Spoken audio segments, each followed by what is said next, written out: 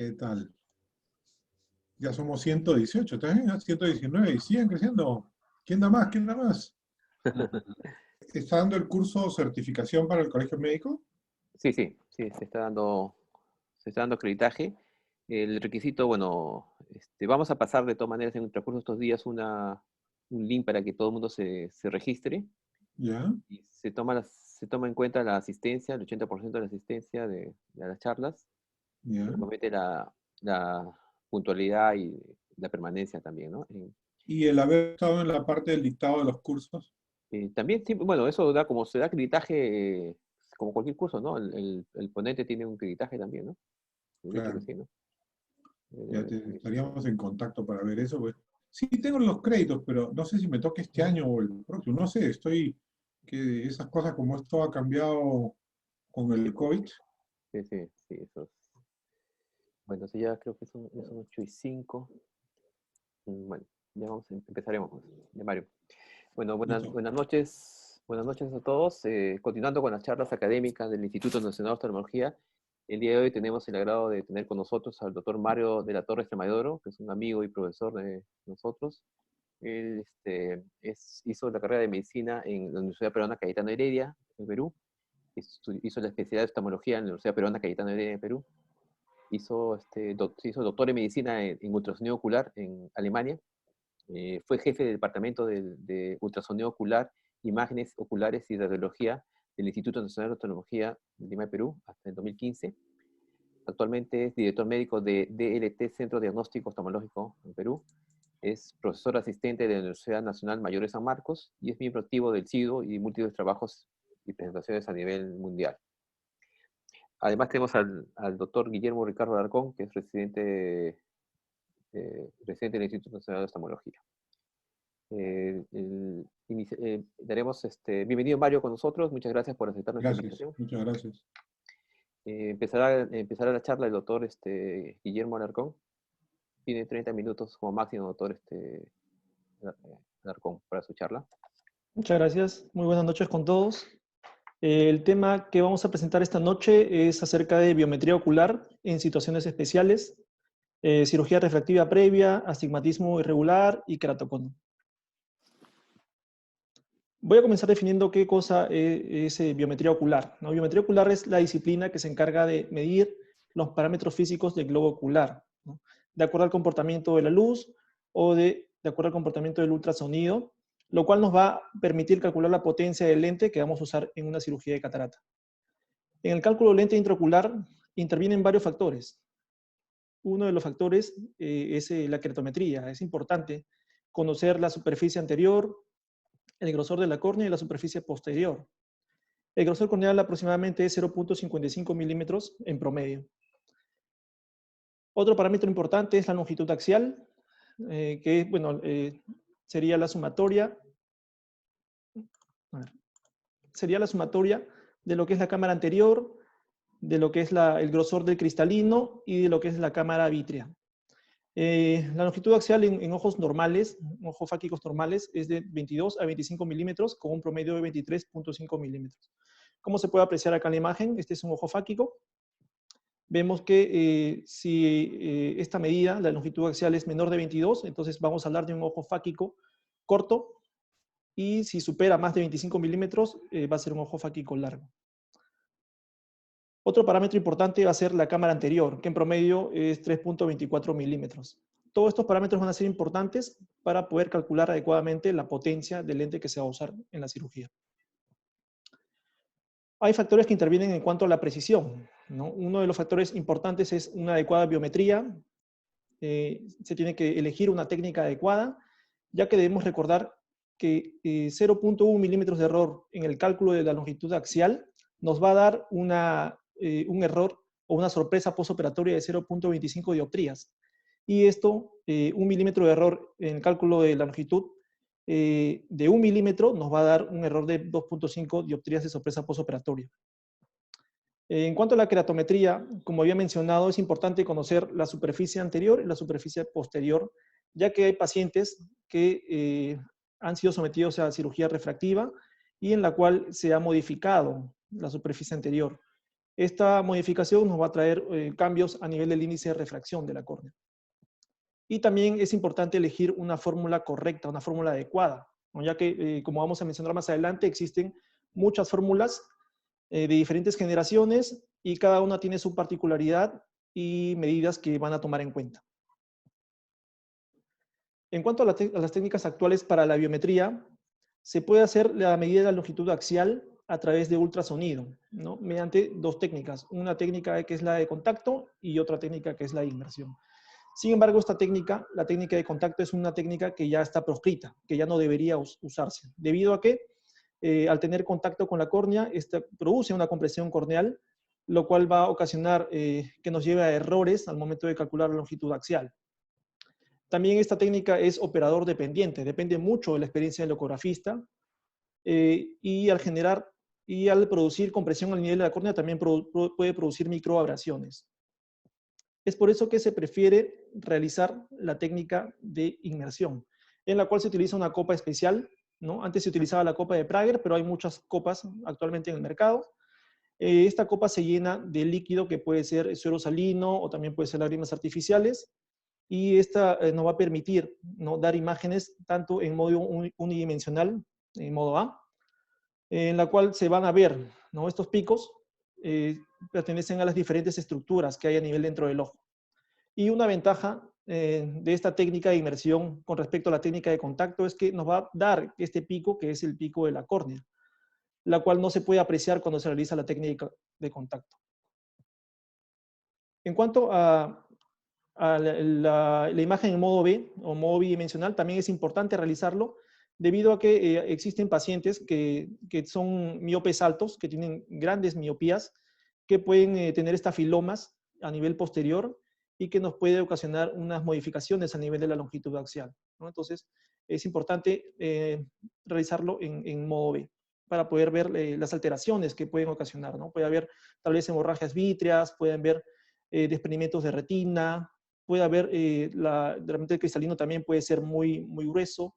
Entonces, todas estas medidas nos van a permitir en este modo ver estas alteraciones. Y que mejor esta técnica es si es utilizada con láser. Si se utiliza este láser que es el Probin, este va a tener un puntero láser en la cual al paciente se le va a indicar que mire en un punto en la pared y en la cual nos vamos a asegurar que el otro ojo también haga fijación en este punto.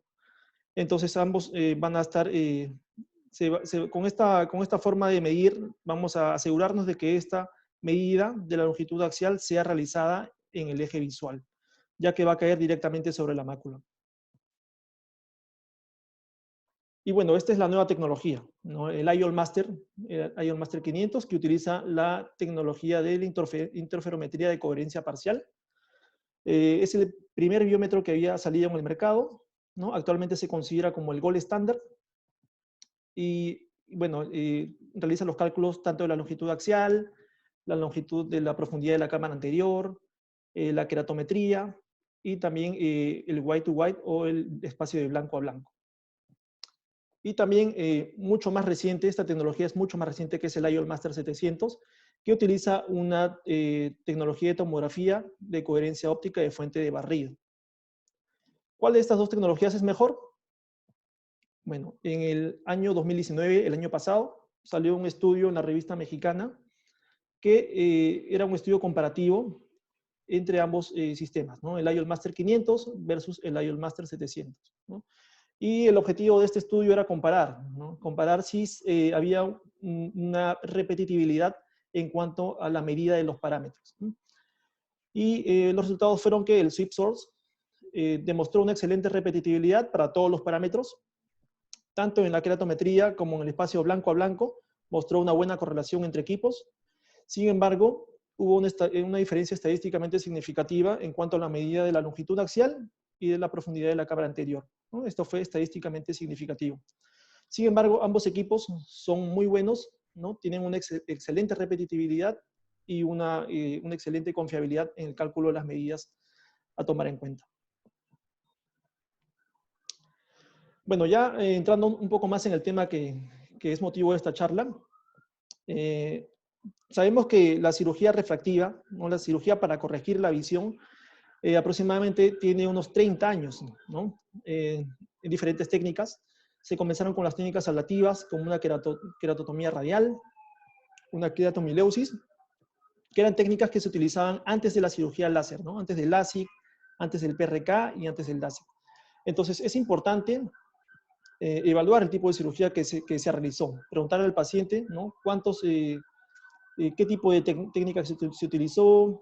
Es importante saber si el paciente se ha sometido a una cirugía de miopía o hipermetropía. Entonces, vemos acá un review del año 2017, ¿no? De Intraocular Lens Calculation After Laser Vision Correction, en la cual se ve que los tipos hay varios factores que intervienen en la potencia del lente intraocular y la selección del lente, como son la medida de la potencia corneal, la posición efectiva del lente y las aberraciones de orden superior. Como podemos apreciar acá en la imagen, una topografía corneal, ¿no? Vemos acá en la imagen que la córnea está plana, ¿no? Estos son colores neutros, el color verde. Y vamos a ir definiendo uno por uno y cuál es la relación que tienen en cuanto al cálculo del lente intraocular. Sabemos que la queratometría estándar va a medir 3 milímetros hacia el centro de la córnea, la superficie anterior y la superficie posterior. Pacientes que han sido sometidos a cirugía refractiva se ha visto modificado la parte del estroma corneal. Así, este estroma corneal ha sido tallado, por lo cual va a generar cambios a nivel de la superficie anterior, más no en la superficie posterior. Después de una cirugía refractiva con láser, se va a ver que si el paciente ha sido sometido a una cirugía correctiva de miopía, la córnea va a estar mucho más aplanada, ¿no? Esta córnea aplanada es una córnea oblata. Y si el paciente ha sido sometido a una cirugía de hipermetropía, la córnea va a estar mucho más empinada, ¿no? Entonces, esta córnea va a ser una córnea hiperprolata. ¿Cómo se puede apreciar acá la imagen? Vemos acá un aplanamiento, ¿no? Esta es una topografía corneal, ¿no? Con la tecnología de Scheimpflug, en la cual se ven los colores neutros, ¿no? El verde, en la cual nos indica que esta córnea es una córnea que está plana, ¿no? El índice de elevación es 0. Sin embargo, acá en esta otra topografía corneal vemos los colores cálidos, ¿no? Color rojo, el color anaranjado, ¿no? Que nos indican que hay una elevación, ¿no? de esta córnea, ¿no? Es una córnea empinada. Entonces, este cambio a nivel de la curvatura en la superficie anterior, más no en la curvatura posterior, nos va a ocasionar cambios y unas alteraciones a nivel del índice de refracción, lo cual nos va a llevar a una sobreestimación de la potencia corneal total. En cuanto a la posición efectiva del lente, es importante, ¿no? Ya que van a haber fórmulas de tercera generación. Estas fórmulas de tercera e incluso cuarta generación utilizan el poder corneal central para predecir la posición efectiva del lente.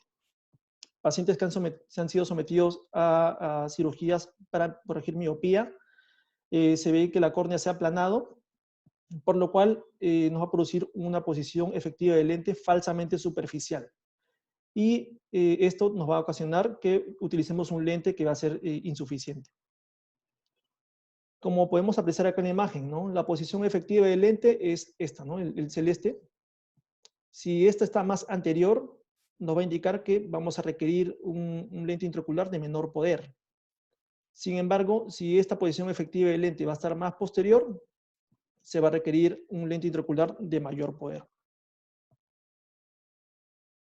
Y todo esto nos va a tener como consecuencia una sorpresa hipermetrópica postoperatoria. También van a haber aberraciones de orden superior, ¿no? Como ya había mencionado antes, en las córneas oblatas van a generar resultados que van a ser resultados miopes. Y las córneas, hiperprolatas van a generar resultados miopes y las córneas oblatas van a generar sorpresas hipermétropes. Estos cambios en la curvatura van a producir o van a inducir diferentes aberraciones de orden superior. Y todas estas aberraciones de orden superior van a ocasionar cálculos, van a interferir con el cálculo del lente intraocular. Entonces, esta diferencia entre el enfoque del centro y la superficie de la córnea va a inducir a una aberración esférica. Específicamente, va a producir una aberración esférica positiva en ablaciones miopes y una aberración esférica negativa en ablaciones hipermétropes, ¿no? Como se puede apreciar acá en la imagen. ¿No? Acá vemos la imagen, este está en micrómetros y acá vemos cómo se muestran, ¿no?, las aberraciones en dioptrías. Como ya he mencionado, hay diferentes fórmulas, ¿no? Hay diferentes generaciones. La primera generación va a utilizar para la estimación de la posición efectiva del lente. Esta va a ser una constante. Son las fórmulas de Fyodorov, Binkhorst y Colin-Brander. Las de segunda generación utilizan la longitud axial, ¿no? Acá tenemos el Binkhorst 2, el Shammas, el SRK y el SRK2. Las fórmulas de tercera generación que van a utilizar la longitud axial y la queratometría. Dentro de este grupo se encuentra la Hofer-Q, el Holaday y el SRKT. Y estas son las que se incluyen en las tecnologías de última generación, ¿no? Que incluyen múltiples parámetros como la longitud axial, la queratometría, la profundidad de la cámara anterior, el espacio de blanco a blanco. Y estas fórmulas son el Holaday 2, la fórmula de Haggis y la fórmula del Barrett Universal 2. En cuanto a los factores que van a producir errores en el cálculo del lente intraocular, como ya había mencionado, es el error en la estimación del poder corneal, ¿no? Como vemos, el queratómetro, vemos, ¿no?, que se estima la potencia corneal en base a una queratometría. También esta relación en la cara posterior y anterior se ha sido modificada luego de una cirugía refractiva. Luego también un error en la estimación, ¿no?, en la posición efectiva del lente, ¿no? Una cirugía miópica va a subestimar la posición efectiva del lente. Sin embargo, una cirugía hipermetrópica va a sobreestimar la posición efectiva del lente, ¿no? Y en cuanto a la longitud axial, vamos a ver que las diferentes fórmulas tienen también diferentes parámetros que van a utilizar. Entonces, van a haber factores responsables. Otros factores responsables de este error van a ser la mayor asfericidad, el cambio en el índice de refracción de la córnea y una medición más periférica. Entonces, medir la potencia corneal neta no va a ser lo más indicado, ya que la razón principal es que hay un cambio, ¿no?, en la relación entre la curvatura anterior y la curvatura posterior de la córnea, que ya no es más de 7.5 a 6.3. Todos estos errores nos van a generar una sorpresa refractiva debido a la ineficacia de la fórmula del cálculo. Como vemos, las fórmulas de tercera generación, como el SRKT, el Hofer-Q y el Holaday, se basan en la posición del lente respecto a la córnea. Y el cálculo de la posición efectiva del lente se puede utilizar midiendo la profundidad de la cámara anterior con la fórmula de Haggis y estimando la profundidad de la cámara también anterior, el SRKT y el Hofer-Q. Vamos a ver que la queratometría estándar no va a ser tan efectiva, no va a funcionar en este tipo de pacientes que han sido modificados la curvatura anterior de la córnea, debido a que la queratometría va a calcular una potencia corneal media, ¿no?, entre la superficie anterior y la superficie posterior, utilizando un índice de refracción de 1.3375. Tras la cirugía refractiva, se pierde esta relación entre la curvatura anterior y posterior, lo cual nos va a generar un error en el cálculo de la posición efectiva del lente, y esta alteración nos va a traer lecturas queratométricas inexactas. Sin embargo, actualmente contamos, ¿no?, con una tecnología, ¿no?, el IOL Master 700, una queratometría telecéntrica de 3 zonas, en la cual vamos a ver que mediante 18 puntos vamos a poder, ¿no?, medir la superficie anterior de la córnea. Esto también va a medir el grosor de la córnea y a través de unos puntos, ¿no?, posteriores nos va a dar, ¿no?, la superficie de la curvatura posterior, ¿no? Esto nos va a permitir construir un modelo en 3D de la córnea, en el cual también se va a aplicar una calibración debido a que la superficie anterior de la córnea está en contacto con el aire y la superficie posterior de la córnea está en contacto con el humor acuoso, ¿no? Los valores posteriores se van a introducir en una matriz, en una potencia, en fórmulas de lente gruesa, y todo esto nos va a dar la queratometría total, ¿no? Acá vemos también el IOL Master incluye esta tecnología, el Total Keratometry. Estos son los 18 puntos, que es la queratometría telecéntrica, y nos va a dar la medida anterior y la medida posterior, ¿no? La queratometría total, y que van a ser compatibles con fórmulas que ya existen, ¿no? Las fórmulas de tercera generación, las fórmulas de cuarta generación también. Lo mismo acá, ¿no? Va a ser compatible con las nuevas fórmulas también, como el Barrett Universal 2 y el Barrett T-Católica, ¿no? Estas no van a utilizar nomogramas como anteriormente se utilizaba, ¿no? Para hacer una suposición de la medida posterior de la córnea, ¿no? Sino que nos va a dar la medida corneal posterior, y esta medida va a ser exacta.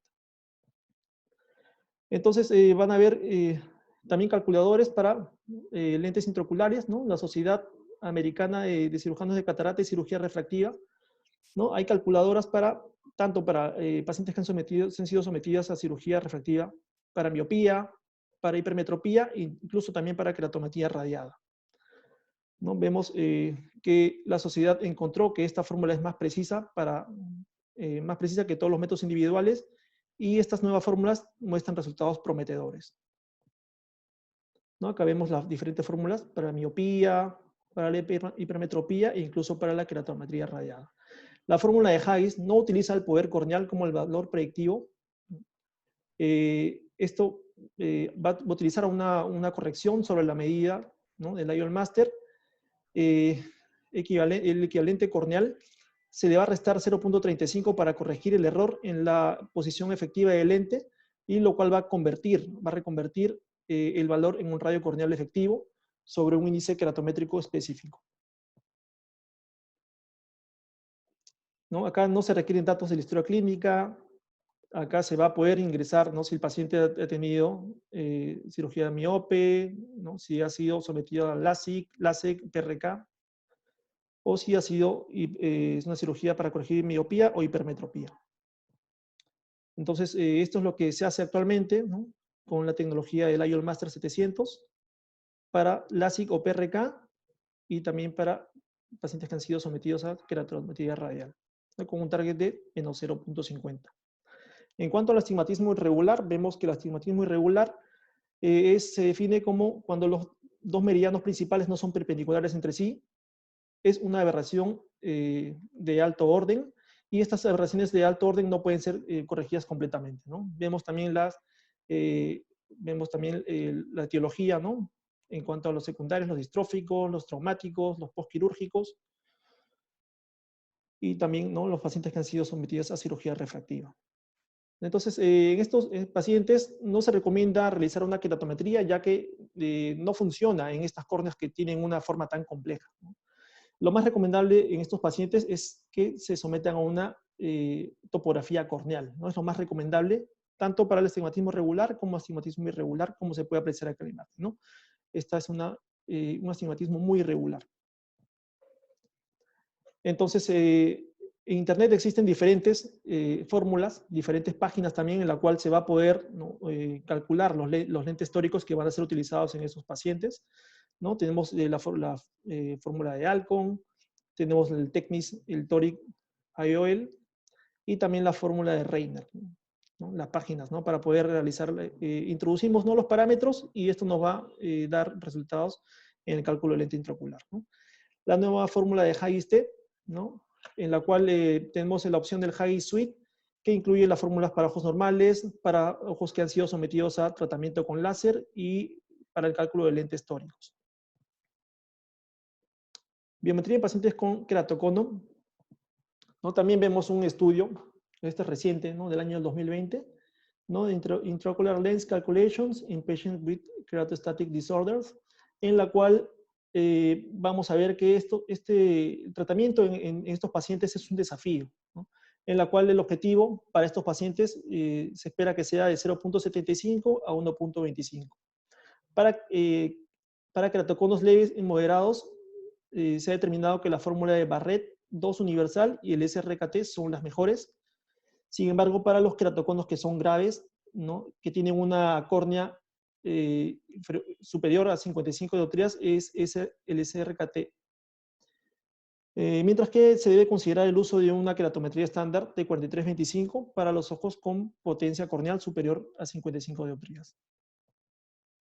La fórmula de Barrett universal, ¿no? El estudio de Wang y colaboradores, ¿no? The Accuracy of Intraocular Lens Formulas in Eyes with Keratoconus, nos dice que la fórmula de Barrett 2 tuvo un error medio absoluto más bajo comparado con otras fórmulas, y el porcentaje más alto de los ojos dentro de lo que se esperaba, 0.5 dioptrías de lo previsto en el keratocono. En la etapa 1 fue de un 52% y en la etapa 2 de un 50% con esta fórmula, en comparación con otras fórmulas que promediaron un 40% de precisión en la etapa 1 y un 20% en la etapa 2 del keratocono.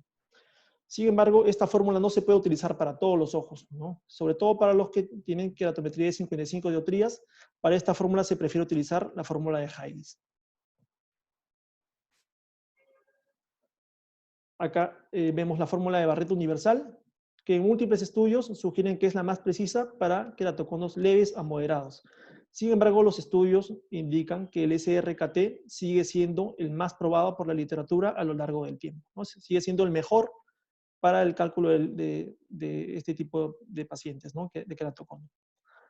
Entonces vamos a comparar los poderes sugeridos en la fórmula de SRKT y el Barrett universal para ojos con keratocono leve y moderado. Esta es la página, ¿no? De la fórmula universal 2, en la cual se van a colocar los parámetros que requieren y luego se va a presionar en calcular para que te dé la medida del lente intraocular, ¿no? También en este estudio del año 2017, ¿no? Cataract Surgery in Eyes with Keratoconus, se da que la biometría óptica en ojos con keratocono va a sobreestimar la potencia corneal y también va a subestimar la potencia objetiva de la lente intraocular, lo cual nos va a dar como resultado una hipermetropía postoperatoria, ¿no? Una sorpresa hipermetrópica. Watson y colaboradores también estratificaron a este tipo de pacientes con keratocono de acuerdo a los valores keratométricos, ¿no? Keratometría, los leves en una keratometría de menos de 48, moderados un K entre 48 y 55, y los graves más de 55 dioptrías. Con lo cual determinaron que a mayor valor de K hay una mayor probabilidad de error biométrico hipermétrope postoperatorio. Entonces, ¿qué hacer en los casos de keratocono? En estos casos es importante la estabilidad, ¿no? Realizar, Espadilla y colaboradores describieron que el cross-linking secuencial antes de la biometría y luego de la facomulsificación luego de 6 meses daba muy buenos resultados. Y también otros artículos informaron que la colocación de anillos intraestromales antes de la biometría nos da mediciones mucho más consistentes y predecibles. Por lo tanto, bueno, este es un flujograma en la cual los pacientes con keratocono se tiene que ver si está estable o no está estable. Si está estable y las medidas son repetibles, ¿no? Con el tiempo, entonces lo que se va a proceder a hacer es estadificar cuál es la severidad del keratocono, ¿no? Pero si no es estable, se sugiere realizar un cross-linking para estabilizar la córnea y hacer que estas medidas sean repetibles en el tiempo, ¿no? Si a pesar del tratamiento con cross-linking esta no logra estabilizarse, se sugiere también la colocación de anillos intraestromales para luego estadificar, ¿no? La severidad del keratocono. Luego vemos que en keratoconos leves de menos de 48 dioptrías se van a utilizar los valores de K con un objetivo de una miopía baja. Y esto también va a ser para los moderados. También se va a ver la longitud axial si es menos de 25 y si es el espacio de blanco a blanco es menos de 12.5. Si es así, entonces se va a utilizar unos lentes tóricos monofocales, que son los más adecuados para estos casos. Y si no es así, entonces se va a considerar, ¿no? Los anillos de tensión. En cuanto a los casos severos de keratocono, se va a utilizar también la fórmula de K, en la cual va a tener como un objetivo, ¿no? Una baja miopía también, ¿no? Y se recomienda para estos los lentes monofocales, ¿no? Entonces, en cuanto a las conclusiones, vamos a ver que los pacientes que han sido sometidos a cirugías refractivas, que tienen astigmatismos irregulares, tienen queratocono, el cálculo del lente intraocular, a pesar de la tecnología que se utiliza, a pesar de los métodos propuestos, sigue siendo un desafío para el cirujano de catarata. En cuanto a los pacientes con astigmatismo irregular, se recomienda siempre realizar una topografía corneal antes que una queratometría estándar. Y en cuanto a los pacientes con queratocono, es importante la estabilidad, la gravedad, la ubicación del queratocono, lo cual va a tener un gran impacto en la biometría. Se sugiere que también los cross-linking o los implantes de segmento de anillos intraestromales pueden mejorar las condiciones biométricas y los resultados visuales postoperatorios. Muchas gracias. Muchas gracias, Ricardo, por tu exposición. A continuación, el doctor Mario de la Torre. Mario. Hola, ¿cómo estás? Excelente, Ricardo. Has hecho este tema del cálculo del lente en situaciones complejas, es realmente complejo. O sea, tú has explicado, lo hemos estado trabajando y te felicito porque has tenido el interés de estarlo revisando. Todo el auditorio se ha dado cuenta de que hay múltiples cosas, múltiples fórmulas, múltiples acercamientos al cálculo del lente en estas situaciones complejas. Lo cual significa que no hay ninguna solución concreta, total y correcta. Si no, no hubieran tantas alternativas. Entonces, esto te plantea y te sigue planteando una serie de problemas. La pregunta es, ¿qué hacer? En una de las cosas que dijiste muy clara fue, en los queratoconos se sigue usando SKRT, a pesar de que es una, fíjate, si tú lo has planteado, lo has dicho antes, es una de las fórmulas que toma la curvatura de la córnea como la posición efectiva del lente. Sin embargo, en el cono, la forma de la córnea tiene cualquier cosa, menos lo que tú esperarías para una cosa normal. Pero tanto SKRT como SKR2, que por ejemplo la SKR2 la utilizan en niños también, a pesar de que es una proscrita en adultos, por ese gap miópico que dan ambas. Por lo tanto, evitan ese gap hipermetrópico que tú muy bien has dicho. Entonces, a veces tengo que pensar, ¿es que la fórmula es mejor o es que esa fórmula justo cura o justo bloquea aquello que está fallando en ese ojo? O sea, fíjense qué interesante, porque las fórmulas, SRKT, tú bien lo has dicho, se basa en la posición efectiva del lente, en la curvatura de la córnea, asumiendo que un ojo normal tiene una curva en el medio, un ojo hipermétrope tiene una curva en punta, y un ojo miope tiene una curva plana, que no siempre es cierto, ¿no? O sea, entonces, fíjense todas estas variabilidades. El mismo calculador de Acker, los que lo han usado, se han dado cuenta de que tiene una serie de entradas. Y cuando has puesto las entradas y has puesto las salidas, cuando encuentras el lente, no te da un lente, te da una serie de lentes que tú tienes que escoger. Entonces, fíjense la complejidad. Cuando tú crees que has solucionado el problema, te encuentras con que el problema final del calculador de Ascar es, de toda esta lista de lentes, ¿cuál escojo? Y ves y dices, tengo un lente, el lente más alto que tengo, el lente más bajo, a veces hay hasta 3 dioptrías de diferencia o 4 dioptrías de diferencia.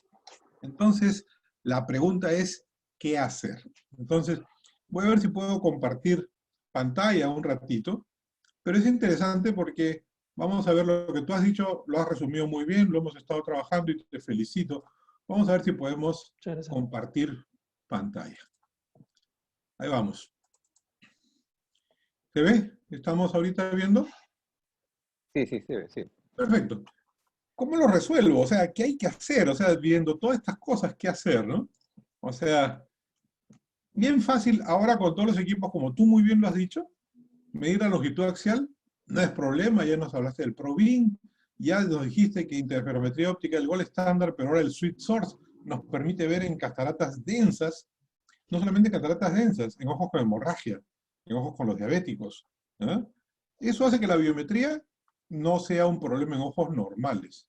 Pero, ¿saben qué? Todos los cálculos de lentes han sido planteados investigados y vistos dentro del panorama de que son ojos normales. Y lo que estamos viendo en estos casos, un ojo post cirugía refractiva, un ojo que ha tenido cualquier cosa en la córnea, ya dejaron de ser normales.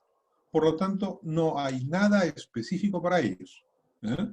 Entonces, qué interesante. Estamos utilizando, tú bien lo has dicho, métodos para hacer un cálculo en ojos normales en un ojo que no es normal. Y ahí está el problema. Ahora, vamos un poquito más atrás.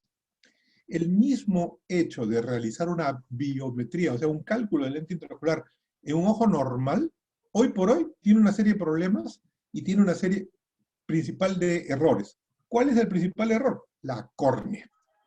¿Por qué? Porque todavía seguimos midiendo la córnea. La pregunta que se hacía mi perro era, ¿qué cosa es un caso clínico complejo? Los casos clínicos complejos básicamente están relacionados con la curvatura corneal alterada. Cirugía refractiva y cualquier otra cirugía que haya alterado la córnea. Obvio también los agentes con cirugías, los ojos con aceite de silicón, también vamos a verlo superficialmente. Estafiloma posterior marcado, estafiloma anterior y otros. Pero básicamente la curvatura corneal alterada es lo que nos malogra todo. Nuevamente, fórmulas hechas para ojos normales se están aplicando para ojos que ya has hecho un trabajo sobre la córnea. ¿Y sabes qué? Todos utilizamos, lo que hacemos es la queratometría ¿de qué? De la superficie anterior. En todos los ojos normales y en los ojos que tienen cirugía refractiva. Si utilizamos la queratometría luego de la cirugía refractiva, seguimos midiendo la córnea con un método de 1911, con los datos esquemáticos de Gullstrand. ¿Eh? Entonces, estamos midiendo con equipos de última tecnología, utilizando todavía el ojo esquemático de Gullstrand, que él ha publicado en 1911 y fue el primer premio Nobel de oftalmología. Algo está mal ahí, hay algo que no estamos haciendo bien. Los queratómetros realmente ya pasaron, van a pasar y seguirán pasando, pero nadie mueve un dedo para cambiar eso. Tenemos un problema con Houston. El problema es que no podemos determinar el poder verdadero refractivo de la córnea. Y eso es lo que pasa en todo lo que tú, Ricardo, has dicho muy bien en toda tu exposición. Ahora, ¿por qué entonces necesitamos una nueva medida de la queratometría? Porque estamos enfrentándonos a estos ojos problemas. Ya hemos visto, y lo ha visto Koch, Shirama, Wang, han visto que la queratometría anterior y posterior pueden ser considerablemente diferentes, y la única que medimos es la anterior, y asumimos como es la posterior. ¿Eh? Koch y colaboradores han demostrado que el eje corneal anterior podría ser considerablemente diferente al eje posterior en los pacientes tóricos, lo cual te quiere decir que en tóricos, que es un caso complejo, ya sin tener ninguna cirugía, es un caso complejo, puede haber un astigmatismo corneal totalmente diferente si solamente mides la curvatura anterior. Además, ya hay estudios sobre el astigmatismo del cristalino y ya hay estudios sobre el astigmatismo retinal y cómo estos podrían ser alterados y cambiados para mejorar el cálculo del lente. Todo un tema. ¿Cómo deducimos? Medimos la córnea anterior en zonas limitadas de la córnea, extrapolamos a las córneas posteriores y calculamos. Esto es lo que habitualmente se hace, pero no siempre es cierto, porque solamente es una parte, una pequeña parte de la córnea. En córneas más difíciles, complejas, como el queratocono, donde hay mayor elevación de la córnea, mayor el error hipermetrópico, no es que sale mal, porque estamos midiendo la queratometría mal. Es una córnea que no es normal. Entonces, obviamente, hay que compensarlo de otra manera. Por eso que ese RKT funciona. No es porque la fórmula sea buena, sino porque estamos midiendo y estamos compensando ese cambio que hay en la córnea. ¿Qué valores de correlación posterior-anterior entonces deberíamos usar? Bueno, hicieron un estudio muy grande de estos valores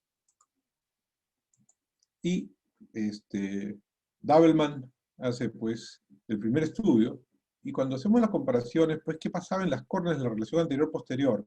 Normalmente un número 94, o sea, había una correlación más o menos 0.816, ¿ya? Casi exacta a la que encontró Navelman, que era 0.81. Wang, Mahmoud y Anderson encontró que esto cambiaba en los pacientes que tenían LASIK o PRK miópico a 0.765 y a LASIK hipermetrópico a 0.857. ¿Qué cosa quiere decir?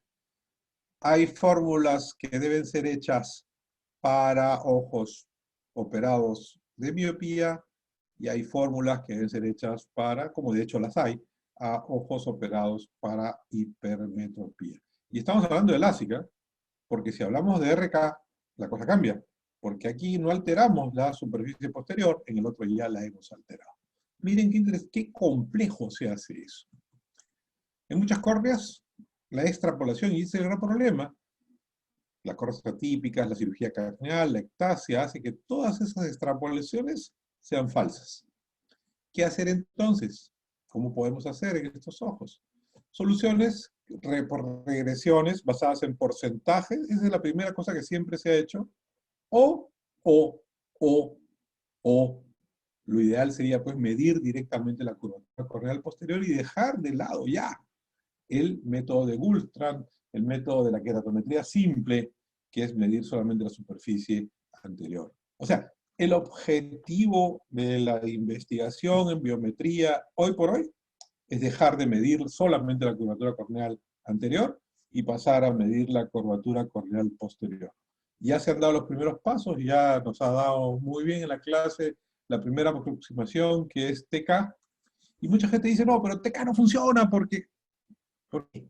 Pues estás midiendo la córnea anterior y posterior, pero sigues usando las fórmulas hechas para aquellos casos que eran solamente cuando se medía la curvatura anterior. Y la gente no entiende eso. Tienen que entender que si ahora se va a medir la curvatura corneal posterior, van a tener que salir nuevas fórmulas que cambien ese paradigma, que se ajusten. No puedes medir, o no puedes hacer un cálculo utilizando fórmulas para ojos normales, donde solamente se medía la superficie anterior, a un ojo anormal, donde ahora estás midiendo también la superficie posterior. Si crees que puedes comparar papas con camotes, estamos fritos. Estamos peor que en la discoteca esta de donde han habido 13 muertos. O sea, nadie entiende nada. O sea, hay que hacer las cosas como deben ser. Es mucho más complejo el problema, pero hay que analizarlo como debe ser. Los métodos de regresión normalmente fallan y la medida directa de la curvatura posterior, a pesar de que se están haciendo esfuerzos, todavía no es muy exacta, está bastante muy buena, como ya lo explicó en ese algoritmo de las comparaciones, pero es un reto que tenemos que, eso va a cambiar el cálculo de lente en los próximos años. Ahora, si a esto le quieres agregar el trasplante de córnea, hay retos similares. En PKP, DASEC, DAMEC, es la más prometedora porque los cambios son menores, pero fíjate que ya te están metiendo más problemas. Ahora, no solamente te están cambiando la curvatura posterior, sino que te están cambiando el grosor de la córnea. O sea, vamos a tener que cambiar toda la estructura del cálculo del lente porque los valores han cambiado, porque esa córnea está cambiando no solamente en sus superficies, también en su grosor. Fíjense qué interesante todo lo que viene en cálculos. Ok, ¿por qué todas estas córneas que hemos mencionado son difíciles?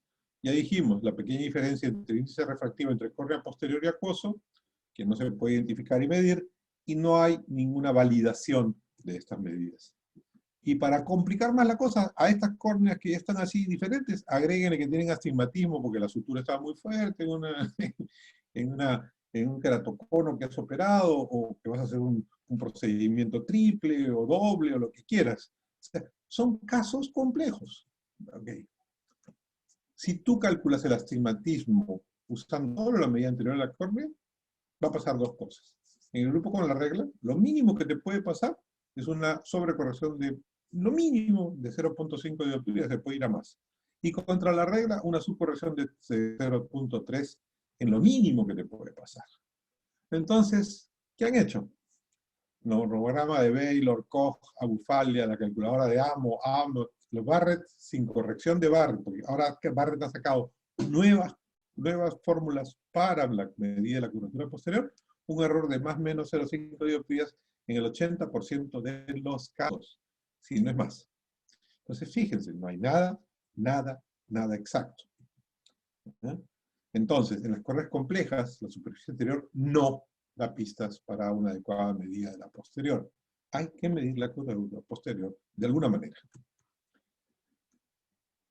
Las nuevas tecnologías pues tienen que darnos esa posibilidad de tener esas medidas más certeras. ¿Qué hacemos entonces? Pues Total Keratometry, que ha salido es el primer intento de hacer esta medida, ya nos habló muy bien Ricardo sobre esto, mide la curva posterior. ¿Por qué? Porque ya tenemos un switch source, OCT. Acuérdense que ya estamos hablando de que, por ejemplo, la topografía corneal, que se basa en cálculos y se basa en cálculos matemáticos, va a tender a ser reemplazada en los próximos años por switch source OCT para ver la córnea. ¿Por qué? Porque la topografía corneal es básicamente una reconstrucción matemática de las curvas que van encontrando, de la mejor esfera, de la esfera más amplia, de cómo va la curva en cada lado. En cambio, con el switch source pues, estás viendo no una reconstrucción, estás viendo la imagen propia y estás calculando las medidas propias. Entonces ya no estás reconstruyendo nada, estás midiendo directamente. Ahora, cuando han sacado esta Total Keratometry, tiene que ser usada con fórmulas incorporadas que te asuman, cambiadas, que te asuman que estás midiendo la córnea posterior. Si no, no sirve. Ya con esto dejaría de usar los nomogramas y las presunciones. Ya los han mencionado, esto no lo voy a hablar, ya lo hablaron. Tienes la keratometría y la keratometría total. Fácilmente se dan cuenta que la anterior y la posterior pueden ser diferentes. En este caso no es mucho, pero acá el astigmatismo estaba en 82 y aquí está en 104, lo cual salía que el posterior en 104, lo cual te salía que tenías que corregir levemente la colocación del cilindro a 83. Pero bueno, esos son casos pequeños. Hay casos que los cambios son muchísimo mayores. Entonces, la curvatura anterior no da información entonces para reconocer la curvatura posterior en LASIK, en queratocono y todas las cirugías de córnea. Por lo tanto, requieren mejores medidas de la curvatura posterior también. Con el queratocono ni hablar, pues imagínate que ya el cono ya comienza a deshacerse toda la córnea, a informarse una salida de la córnea. En este caso, que nos da esto en casos complejos y nos está dando una nueva pista. ¿Va a mejorarse? Sí, tiene que mejorarse. ¿Tienen que salir fórmulas mejores para esto? Sí, tienen que mejorar. ¿Por qué no están tan exactas? Y mucha gente le dice, bueno, no sale. No, porque no están usando las fórmulas adecuadas. Están midiendo la córnea superficie posterior, pero siguen usando las córneas que están basadas en el método de Gullstrand. No, pues, así no es. ¿Eh? Ahora, ¿qué Barrett ha sacado entonces? Nuevas fórmulas para esta medida de la curvatura posterior. Las Barrett TK Universal 2 y TK tórica, que sí van a permitir el uso de valores corneales actuales en el cálculo de lentes. Entonces, ¿cuál es la ventaja de este switch source? Que va a medir todas las medidas en el eje visual. La curvatura anterior, la curvatura posterior, la córnea anterior, perdón, el cristalino anterior, el cristalino posterior, y también todo directo sobre la mácula. O sea, todas las medidas van a estar en el eje visual. Por lo tanto, estarán alineadas, están correctas, están centrales y son efectivas en el sitio donde estás mirando, no al costado. Entonces es interesante. Al estar todas en el eje visual, estás garantizando que estás poniendo la medida en el sitio que va a caer en el sitio macular. Eso también te crea un problema. Tienes que centrar el lente en esa zona adecuada. También tienes que saber que tu eje visual, en cuánto está, cuál es tu ángulo capa, cómo está cambiado. O sea, hay varias cosas más. Si la rotación de tu cristalino está alterando ese ángulo capa, miren que es medir un lente intraocular, un cálculo de lente. O sea que si ustedes encuentran que sus cirugías terminan siendo entre más 0,50 y menos 0,50, ¿Qué es lo que viene en los pasos de los lentes? Considérense que están trabajando excelentemente bien. Aparte que los lentes no son otros pasos diferentes. Biometrías en discorias, ya esta es otra cosa, casos completos, historias postraumáticas, no se olviden de dilatar a sus pacientes para usar el switch source. En pseudoesfoliación, tiene la gran ventaja de que te pueden medir perfectamente los casos, ¿no? Y tienes la fórmula de Huygens, la switch, SRT, y SRKT se usa en este caso no porque sea mejor, sino porque puede compensar el defecto que tiene el ojo. ¿Eh? Miren en este caso una corta de 8.62 y 8.17. Entonces, podría compensar. Cuando vas a usar SRKT, fíjate que sus córneas sean miópicas. No uses jamás SRKT en una córnea que no sea plano. Vas a tener problemas. Pero sigamos, ¿qué más tenemos? Tenemos, bueno, en síndrome de Marfan, otro caso complejo. ¿Qué harías? Si haces la biometría a través del cristalino, tienes que tratarla como fáquico. Si la haces a través de la parte donde no está el cristalino, tienes que tratarla como afáquico. Si lo haces con ultrasonido. Con el switch tienes la ventaja de que no necesitas eso. Siempre lo pasas y fíjate cómo está la mácula en relación al eje. ¿Qué ha pasado? Hay un efecto prismático que te lo mide el switch source justo y ese efecto prismático te da la verdadera medida de la longitud axial, sea foco o afáquico, porque no hay mucha diferencia entre el switch source en ambos casos. Con ultrasonido sí. Entonces, en un Marfan, moraleja, tienes que medirlo en switch source para sacar bien la biometría. Luego aceite de silicón, un caso que no se tocó, pero vamos a tocar ahorita. La medida de la diámetro axial en un ojo lleno de aceite tiene muchas fallas potenciales, especialmente si el silicón se emulsifica. Hay un nuevo elemento. El cerclaje hace que haya un elongamiento del globo ocular que no lo habías tenido previamente a la cirugía. O sea, hiciste la cirugía de la retina, le pusiste cerclaje, el ojo se agrandó. Pero eso no lo habías calculado antes de la cirugía, si es que no pensaste, le van a poner cerclaje, entonces tengo que pensar que el ojo va a ser más miope. Entonces, fíjate todos estos cambios que pueden haber. Y además, si no te das cuenta que hay una interfase entre silicón y el espacio que hay entre el retrosilicón, también te estás midiendo inadecuadamente si lo haces con ultrasonido. Hay dos tipos de silicones, y fíjense lo que pasa con el agua y el aceite flota sobre el agua. Entonces, cuando haces un cálculo del lente con aceite de silicón, en posición supina, el espacio retrosilicón está por detrás del menisco y se detecta la ecografía.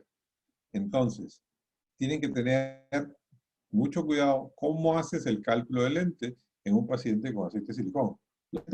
Lo echas, ¿cómo lo pones? ¿Qué? Para que trates de buscar cómo va ese aceite, acomodar la burbuja de aceite de silicón que está en el ojo. En un ojo de estas características miopes, que generalmente son los que se desprende la retina y tienen que poner aceite de silicón, el aceite forma una micela, y la micela no se adapta al contorno del ojo. Deja este espacio, y este espacio sin aceite tiene otra velocidad de conducción del sonido. Por lo tanto, no puedes asumir que es la misma velocidad que tiene el aceite. O sea, sea inclusive otro espacio más, tienes que saber compensar. Si haces esto con ultrasonido, tienes que ver que normalmente tú puedes ver el compartimento acá, en esta cámara anterior, córnea y vítreo. Pero cuando haces con ultrasonido, este espacio que está acá, está diciendo, tienes acá la córnea, cápsula anterior cristalina, cápsula posterior, y este es el meniscos del aceite de silicón, y esta es la retina real. Si tú mides acá, estás cometiendo un error. Tienes que medir exactamente dónde está la retina, y ahí tienes que estar muy mosca de poner los cursores donde deben estar. Ok, la biometría entonces en aceite de silicón, en posición sentado se me para tratar de evitar la presencia del menisco. Y en ojos totalmente llenos de aceite de silicón, el menisco no se ve en el eje central. Yo prefiero hacerle biometrías a ellos cirujanos que llenan el ojo con 90% de aceite de silicón. Es una maravilla porque no te da estos problemas.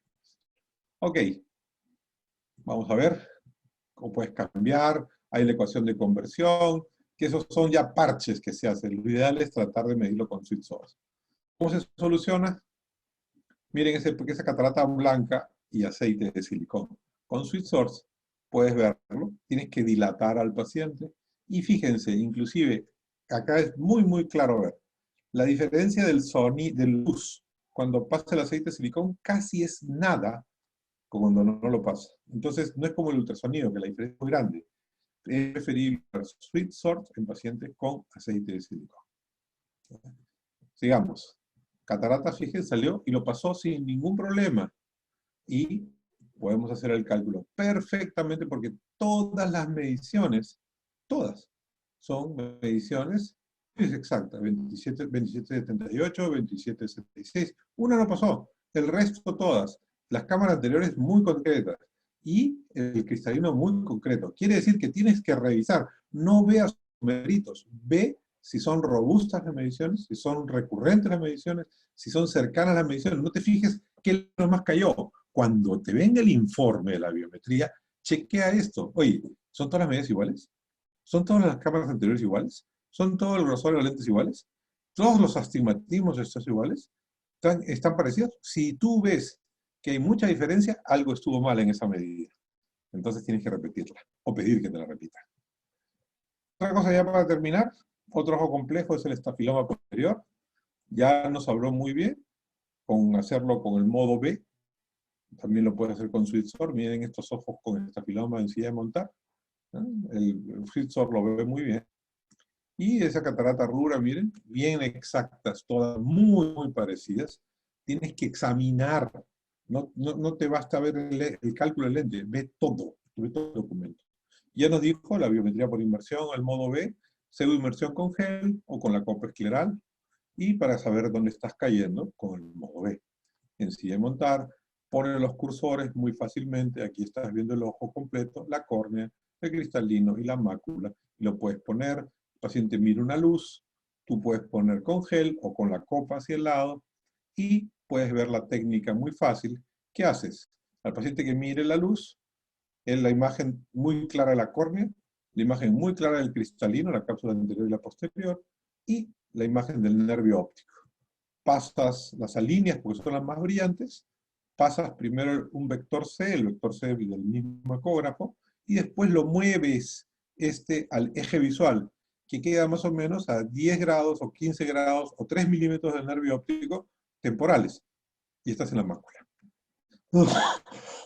Y ahí estás seguro de que este es el eje justo sobre la mácula.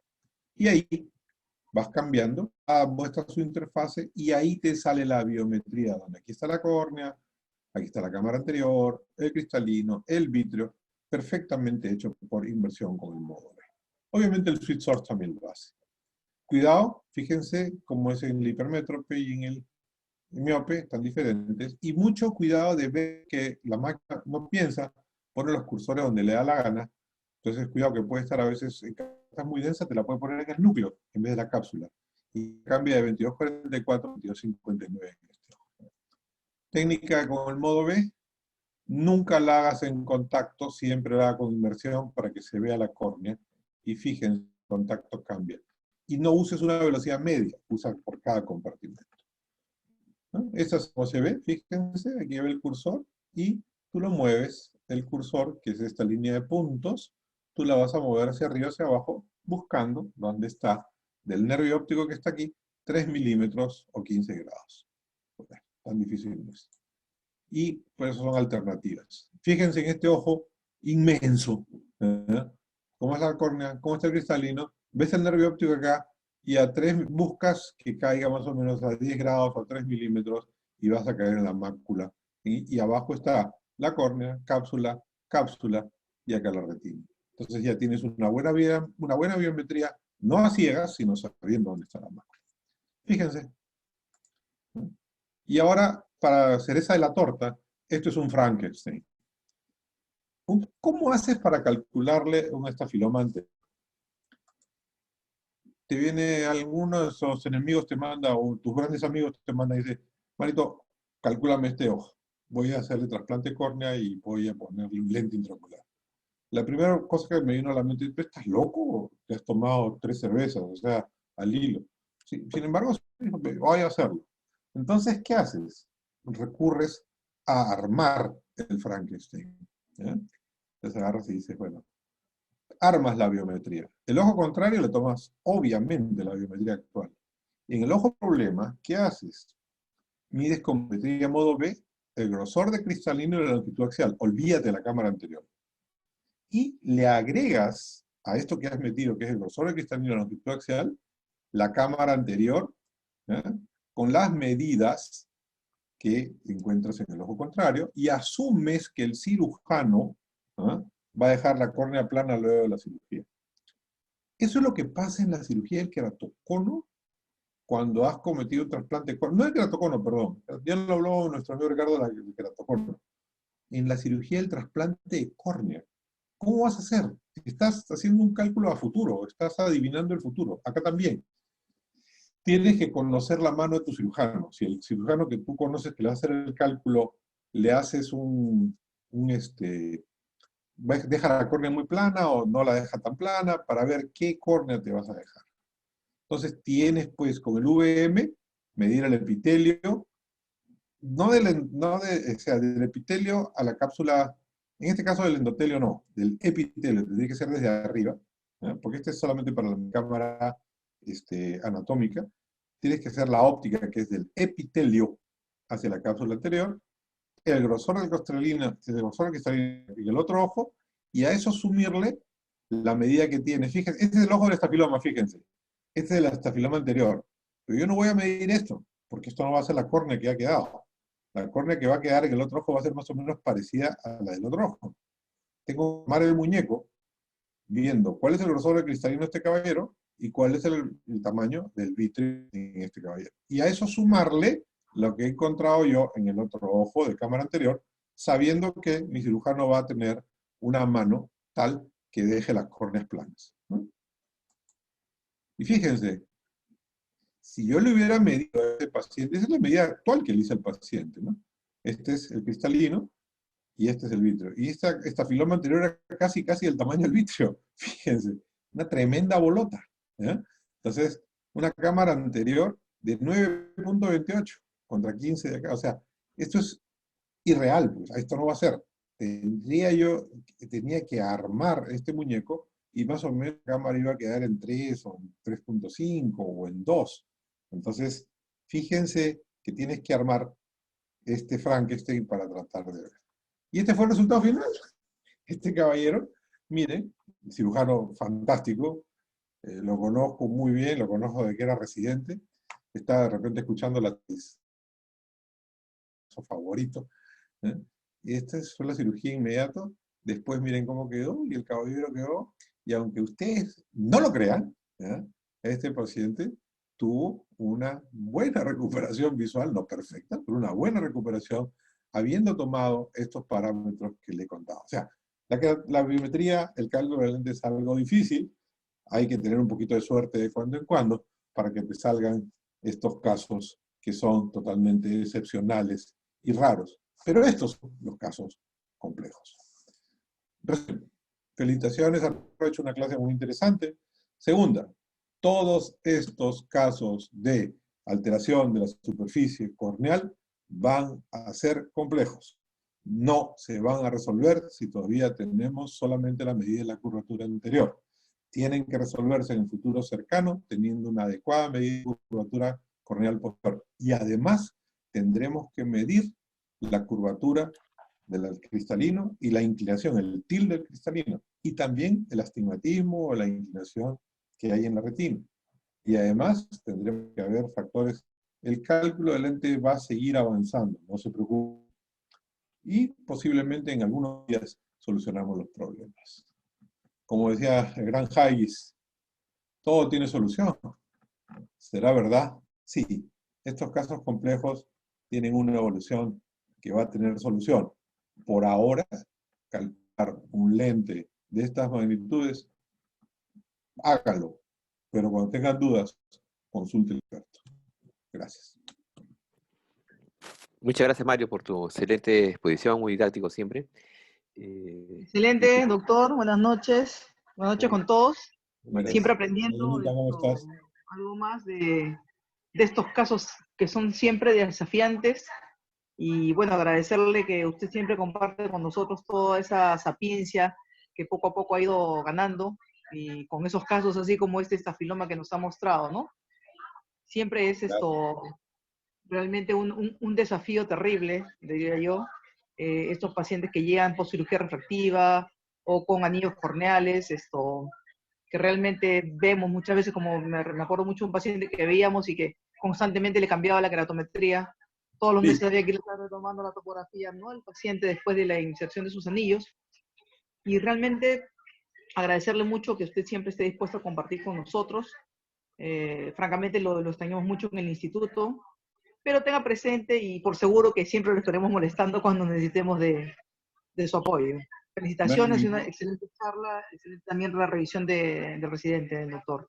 No, sí, yo tengo que felicitar al señor residente que ha trabajado, como deben trabajar todos los residentes, interesados en el curso, llamando, mostrándose, preguntando. Así le da gusto a uno trabajar porque esa es la manera, o sea, anda, investiga, haz todo. Ellos son los responsables de su formación y es realmente satisfactorio que tú veas que ellos están interesados. Felicito a él porque ha hecho una buena revisión, ha estado preguntando, ha estado interesado, y eso le da tremendamente la gran ventaja de estar activo y seguir adelante. Yo lo felicito a ustedes. Ya tenemos el compromiso también de la clase de VM y glaucoma para el próximo segmento, así que Malena, siempre es un placer estar colaborando con la casa. La casa es el Lino. El servicio siempre es un servicio con gran cariño con todos ustedes. Los compañeros del Lino también, siendo en mi casa, me imagino, y con todo gusto es para esto. Lo que pasa es que ya uno pues se vuelve más flojo de ir los sábados y se vuelve más flojo de ir manejando 2 horas hasta allá para que venga el jefe personal y le diga, doctor Latorre, usted llega tarde. No te última anécdota. Última vez, doctor Latorre, usted ha llegado tarde. ¿Por qué ha llegado tarde, doctor? Y entonces le digo, ¿cómo, señor X? No te voy a decir el nombre. Voy a ser papá. ¿Cuándo, doctor Latorre? Dentro de 9 meses, por eso que he llegado tarde. Entonces, ya estaba cansado de que me llamara la atención y tenían razón, pues llegaba muy tarde siempre, era muy lejos. Ok, me imagino que hay preguntas. Es complicado llegar a veces el tráfico y todo, es complicado, ¿no? Sí. Pero así es, pues. Así son las cosas, por algo serán. Pero como le digo, el Lino siempre es su casa.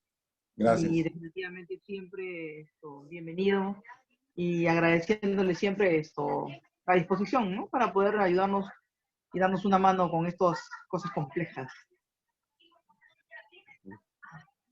Muy bien. A ver, me imagino que debe haber varias preguntas por ahí.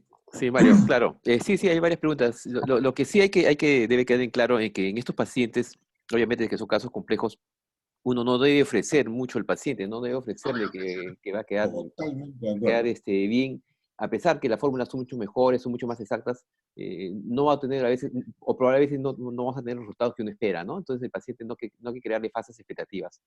Entonces, eso es lo importante en esos casos, ¿no? Cada vez que se piden nuestros pacientes, explicar qué riesgo tiene y cómo probablemente puede quedar, ¿no? Yo creo, Jorge, que hay un truco ahí buenísimo. Y yo me acuerdo que era un truco que yo le voy a dar, y que veo muchos residentes, le voy a dar un truco. Cuando terminas tú de examinar al paciente después de todos esos casos y sabes que es complejo, y el paciente pues de ver nada termina viendo pues su 20-100 o su 20-70 o su 20-80, lo mejor que le voy a decir es magnífico, ¿eh? Magnífico. No me imaginé que usted iba a quedar tan bien. Ya el paciente lo vuelves, o sea, realmente, es que en realidad a veces no te imaginas que quedan tan bien como eso. Es que es verdad, no estás mintiendo. Estás pensando ahí en varias cosas. Hay unas preguntas bien interesantes sobre la topografía. Vamos a ver qué vienen las preguntas. Manéjalas, Jorge, y con todo gusto las manejamos. Aquí el doctor Víctor Dulanto está preguntando, bueno, te felicita, excelente Mario, dice. Mi pregunta es, si usa el Total Corner Power central y lo reemplaza en la keratometría del Ion Master, y si la respuesta es sí, si fuera así, ¿en qué casos lo realiza? Te voy a decir mi rutina. A mí me viene un paciente con refractiva. Es lo que hago. En principio, lo primero que hago, así por default, es, yo lo pongo en Sweet Source. ¿Verdad?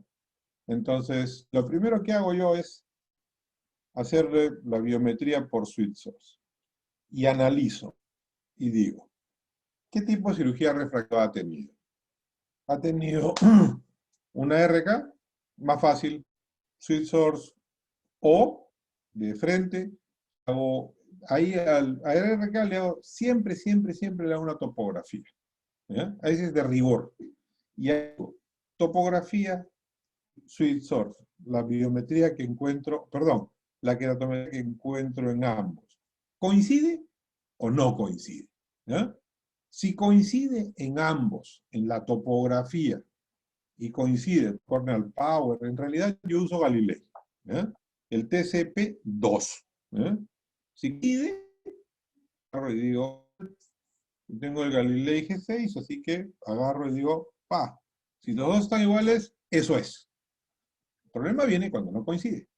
Digo, caramba, ¿qué hago acá? Cuando no coincide, recurro a una tercera, a una tercera forma de medir. Si tengo Pentacam a la mano, le hago Pentacam. Si tengo algún otro método para dirimir, y veo hacia dónde me van las keratometrías. Si yo encuentro que no coinciden, llamo al médico que me ha pedido hacer el cálculo lento intraocular y le digo, ¿sabes qué, compadre? Ten cuidado con este paciente, y algunos los debo haber llamado que están ahorita en el auditorio. Este paciente, todos sus valores salen totalmente raros. ¿Qué analizo? Muchos de estos pacientes tienen los hemisferios, por ejemplo, o un astigmatismo, o tienen la forma del hemisferio superior, un tipo de astigmatismo y otro tipo de astigmatismo en la parte inferior, que no son coincidentes, que tienen astigmatismos en tijera, que tienen, ¿qué les hago? Wavefront. ¿Ya? Y les examino qué podrían tener estos pacientes. Ahora, ¿qué les doy más? ¿Qué valor le doy yo más? Pues el Total Corneal Power es excelente y me sale muy parecido casi en el 80-90% de los casos que si hago yo una medida con Galilei y hago una medida con Sweet Source en los IOL Master, en los ojos que no son cataratas muy densas o ojos normales, me salen igualitos. ¿Por qué tengo más ventaja con el Sweet Source? En las cataratas densas, en las cataratas mucho más marcadas, ahí tengo ventaja, y es más rápido. ¿Eh? En el otro tengo que apagar la luz, tengo varias cosas que tengo que hacer. En el otro puedo dilatar la pupila, en los casos de Sweet Source, y no tengo problema. En resumen, ¿hago yo Total Corneal Power? Sí, 2, y lo comparo con mis valores de la keratometría con la que he encontrado yo. ¿Por qué? Y les voy a explicar una cosa bien simple. Si tú haces varios métodos, o sea, y no escoges uno, nunca vas a saber dónde te has equivocado. No hay ningún método perfecto. Entonces, si yo hago siempre una forma las cosas, y sé hacia dónde me equivoco, sé dónde tengo que corregir.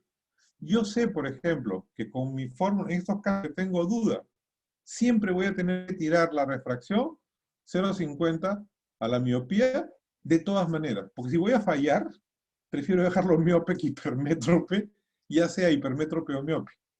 Porque si yo lo dejo hipermétrope, un paciente miope me va a odiar a mí, al cirujano y a todos los demás. ¿Puede pasar? Sí, puede pasar, pero trato de hacerlo. ¿Ya? Entonces, cuidado. Sí se puede usar la topografía, la uso la topografía y trato de buscar la conjunción entre lo que encuentro en el Sweet Source, la keratometría del IOL Master, y la topografía corneal que encuentro con el Galilei. Buena pregunta. Tu micrófono está apagado, Jorge. Gracias, Mario. Acá es la doctora Rosario Pilar Peñafiel pregunta si hacemos crosslinking, ¿en cuánto tiempo después recomiendas hacer una biometría? Muy buena tu pregunta. Muy buena tu pregunta. En principio, yo creo que no solamente es el crosslink.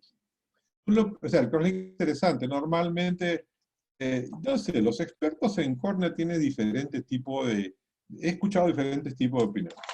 Yo he esperado, o sea, la respuesta más sincera es, tú lo que tienes que ver no es el caso individual que hagas un crosslinking o no. Tú lo que tienes que ver es que esa córnea esté estable, primero. ¿Ya? Entonces, cuando tú consideres que esa córnea ya no va a variar y esté estable, y hay mucho más razones que el tiempo, ¿ya? Quiere decir qué tan avanzado está tu cono, qué tanto tiempo le has dado tratamiento, si va a crosslinking, si va a necesitar anillo. Pues, si no, pues no habría posibilidad de ponerle anillos, todo se quedaría en el crosslinking, ¿no? Entonces, tienes que tener, yo creo que lo más importante no es ahí analizar al cuánto tiempo de. Cuando yo converso con los cirujanos y le digo, oye, ¿vas a hacer el cálculo?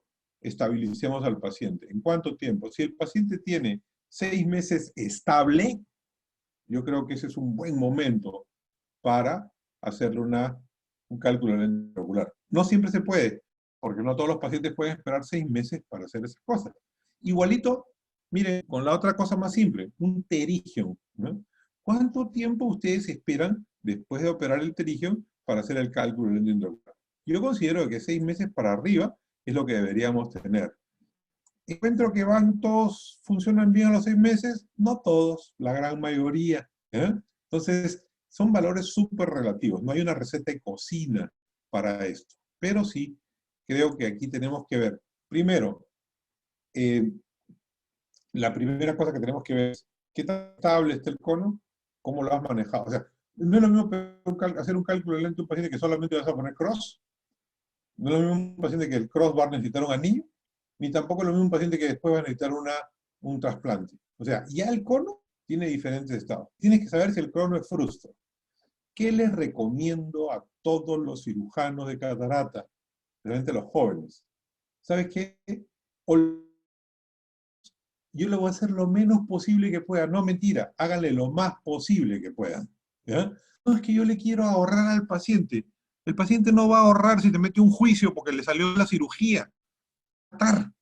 Te va a quitar tu carro, tu casa, tu perro, hasta el plato de café, hasta la tacita de café que tienes metiéndote el juicio. No va a pensar que te va a ahorrar. Tener un juicio 3 años después que lo has operado, ¿no? Por tonterías, por cosas que no son. Y tú, buenito, no le voy a hacer este examen porque le va a salir muy caro. No, hazle una topografía. ¿Por qué? Hay un montón de queratoconos subclínicos que están ahí y que te van a dar problemas. ¿Eh? Entonces, hazle queratocono, hazle recuento de células, hazle cosas que sirvan. Anda con la medida. ¿Por qué? Porque si tú le haces la cirugía y sale mal, usted me hizo esto, usted no me hizo, no es que te quería ahorrar, no, usted no me debió hacer ahorrar, me debió tomar todo. Eso es lo que te van a decir. Estamos con la tonta idea de que queremos ahorrar en todo. No, no, señores. El día que salga el seguro de mala práctica, se van a dar cuenta que ustedes cobran 300 o 400 soles por una cirugía y le van a meter un juicio por 1.000.000 de soles. Entonces, ¿cuál es el negocio? Igualito. Hagan sus exámenes completos. Hagan sus exámenes. Cuídense las espaldas. Moraleja. Deberían hacer una topografía y un recuento de células a todos los pacientes que van a operar para cuidarse las espaldas. Ahora, respuesta exacta yo creo que la regla es 6 meses. No sé, ahí de repente me gustaría escuchar qué piensan mis amigos expertos en córnea en ese sentido. Yo creo que la parte más importante es tener una córnea estable. Claro. Sí, bueno, realmente sí, ¿no? O sea, de hecho, uno debe esperar que se estabilice. Ahora, crosslinking estamos hablando de un paciente joven, ¿no? O sea, en realidad estamos hablando de un paciente joven que no, lo más probable es que no tenga catarata, ¿no? O sea, ya lo que hacemos crosslinking es para 14, 13 años, gente de población menor, ¿no? Y estamos pensando en poner catarata, pacientes mayores, lo más probable es que ya no necesiten crosslinking, ¿no? O sea, Y los congénitos que van a pedir cálculo. Y el crosslinking, ¿cuánto tiempo te va a durar el crosslinking? ¿Eh? ¿Vas a tener que repetirle el crosslinking? O sea, hay un montón de variantes. sí, pues, Mira, Pepe Velasco pregunta, ¿hay alguna fórmula que base solo la curvatura corneal? Generalmente todas las, ya lo dijo Ricardo, la fórmula de primera y segunda generación se basan en la curvatura corneal para para poner la posición efectiva del lente. Ahora, hay una fórmula que abre la suma de las curvaturas. No, todavía no hay ninguna fórmula. Findel, en Austria, está buscando una fórmula que correlacione córnea, catarata y retina en los astigmatismos, pero esta es otra cosa. Mario, aquí hay una pregunta del doctor Durando pregunta, en pacientes posoperados de queratotomía radial, ¿qué queratometría usa? ¿Qué queratometría usa? ¿La del Ion Master, la Total Corneal Power o la del Pentacan? ¿Y qué fórmula usa para el cálculo biométrico? Perfecto. Vamos al revés. ¿Qué cosa te saca el Pentacam? El Pentacam te da un 5K. ¿Un 5K en cuánto? Generalmente el 5K te lo saca en 5, en 6, en 4, en 3.5. ¿No es cierto? Todos los topógrafos tienen plácido, ¿no es cierto? Muchos de ellos. ¿Y qué pasa con el plácido? ¿Qué tiene el plácido en el centro? El anillo plácido, ¿qué tiene en el centro? Un hueco. ¿Y en ese hueco qué hay? Se refleja los 3 milímetros centrales en el queratómetro. ¿Cómo saca el queratómetro los 3 milímetros centrales de curvatura? De acuerdo a sus posiciones matemáticas o a cálculos matemáticos, de acuerdo encontrando los 3. Por lo tanto, yo, en el sitio donde está el cambio, ya sea miópico o hipermetrópico, que son los 2.5 o 3, en un QRK, no usaría un 5K. ¿Total Corneal Power? Sí, me parece que podría ser, a pesar que también tiene el mismo efecto. Fíjense bien, miren, Galilei te toma queratometría y te toma topografía para esos casos. Pero cuando Galilei tiene la función de biometría, no utiliza la topografía, usa la queratometría. O sea, no se engañen. O sea, 5K es un valor que es una simulación de la queratometría. Por eso se llama SIM-K. Yo confío más en la RK, en utilizar un queratómetro de los 2.5 o 2 milímetros centrales, que es lo que está haciendo ahorita Sweet Source o está haciendo interferometría. Si a mí me lo preguntan, o sea, y la razón ya se las he explicado. Entonces, fíjense que, pregúntenle a Carlitos Arce, cuando se hace la biometría del Galilei, si es que usa la topografía realmente. El equipo usa topografía para hacer el cálculo. No, ñangas, usa la queratometría. Entonces, ¿puede usar? Sí, claro, te da una idea. ¿Cuál es otra cosa que tienen que ver en la cirugía refractiva y no se toca? Olvídate del RK. Hablamos del LASIK o del PRK. Es diferente también el tamaño de la ablación. Fíjense para que vean todo lo que varía.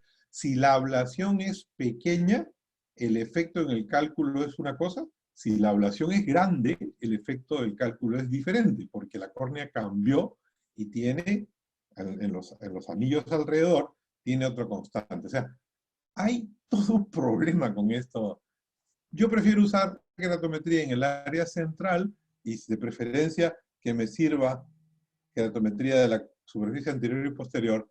Creo que esa es la mejor solución. Mario, que hay otra pregunta. La doctora Gladys Delgado pregunta, para hacer FACO en pacientes con queratocono, ¿en qué casos recomendarías primero que se coloquen segmentos intracorneales? ¿Tienes algún parámetro topográfico a tu experiencia? O sea, por ejemplo, te manda un paciente que tiene queratocono y lo van a parar de catarata, y tú le encuentras, o sea, es muy irregular la córnea, tú dices, no le puedo calcular, pónganle primero anillos. ¿Tienes algún parámetro topográfico, algún parámetro? Buena pregunta, y el parámetro es muy simple. Cuando yo no le puedo tomar una queratometría anterior a un paciente, con mi queratómetro, ni siquiera el manual, o el queratómetro automático, o el queratómetro de mi autorrefractómetro, o con mi queratómetro de mi biómetro, no le puedo tomar la queratometría porque el cono no me lo permite, a ese paciente digo, trátenlo de otra manera. O sea, ya me ha pasado. Oye, me han pasado que me han pedido que esos pacientes calculen lentes multifocales. Y le digo, por favor, o sea, pasa, ¿ya? Entonces, cuando no les puedo meter es un criterio súper simple. Cuando tú no puedes medir una queratometría con fiabilidad, con un instrumento, es porque ese cono tienes que manejarlo de otra manera, no hay manera de hacerlo, ¿ya? Mientras puedas medir un cono, mientras puedas medir una queratometría simple, significa que puedes actualizar las fórmulas a lo que van. Ahora, ¿saldrá bien el resultado? Pues ahí, yo te soy bien sincero. Yo no tengo exacto un parámetro. Para eso soy súper consciente. Para eso existen las especialidades, ¿ya? Yo no me meto a hacer retina porque no sé hacer retina. Yo, en esos casos de córnea completa, los mando a un especialista en córnea que sabe de córnea más que yo. Pregúntenme a mí de cálculo de lente, pregúntenme a mí de ecografía, pregúntenme a mí de glaucoma, pregúntenme de las cosas que sé, pero no me pregunten las cosas que no sé. Estrabismo no lo voy a ver, pero ni amarrado, ¿ya? Entonces, ahí yo los mando a que lo evalúe un especialista de córnea. Para eso hay un especialista de córnea. Y el especialista de córnea te va a decir, oye, ¿sabes qué? Ponle ahí sus anillos, ponle ahí hasta tal o cual tratamiento. O sea, yo creo que para eso existen superespecialidades. Somos oftalmólogos y tenemos conocimientos generales. A veces tenemos un mar de conocimientos con 10 centímetros de profundidad y eso no sirve. Para eso existen las subespecialidades. Respuesta a la doctora. Para mí, que yo no le pueda medir una queratometría con una cosa simple, yo ahí lo rechazo y le digo, no te voy a hacer ningún cálculo, chao, regrésate. ¿Y qué le hago? Obviamente, por ética, yo no le digo al paciente, váyase a un cirujano de córnea, un especialista en córnea, pero llamo, y eso sí tienen todos los que hacen cálculo conmigo, se darán cuenta que yo los llamo por teléfono y les digo, oye, ¿sabes qué? Revisar la córnea de estas cosas, porque no me parece honesto hacer un cálculo cuando los parámetros no dan. Gracias, Manuel. Doctor Luis Mesías ha levantado la mano, quiere opinar. Sí, A ver, doctor. Luchito. Buenos días, Luchito. ¿Cómo andas? Buenas noches. Amarito, ¿cómo estás? Siempre un gusto Completo. escucharte, siempre un gusto. En relación a la pregunta de post-queratotomía radial, coincido en que tiene que ser la queratometría con un queratómetro, porque cuando hacíamos queratotomía radial, dejábamos, entre comillas, sin tocar los 5 milímetros centrales, ¿ok? Y de ahí se hacían las incisiones de adentro, del centro hacia afuera, quizás con un poquito más de cuidado.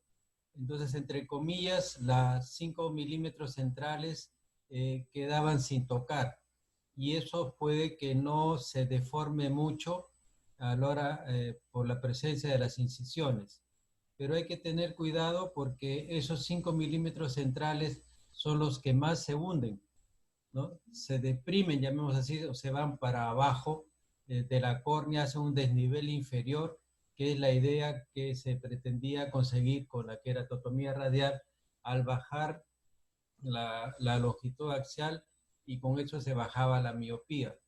¿Okay? Entonces coincido con Marito que tiene que ser con un queratómetro. Las otras cosas les van a dar muchos problemas porque, como menciona, en los que son plácidos, el centro siempre está un poco tomado, ¿no?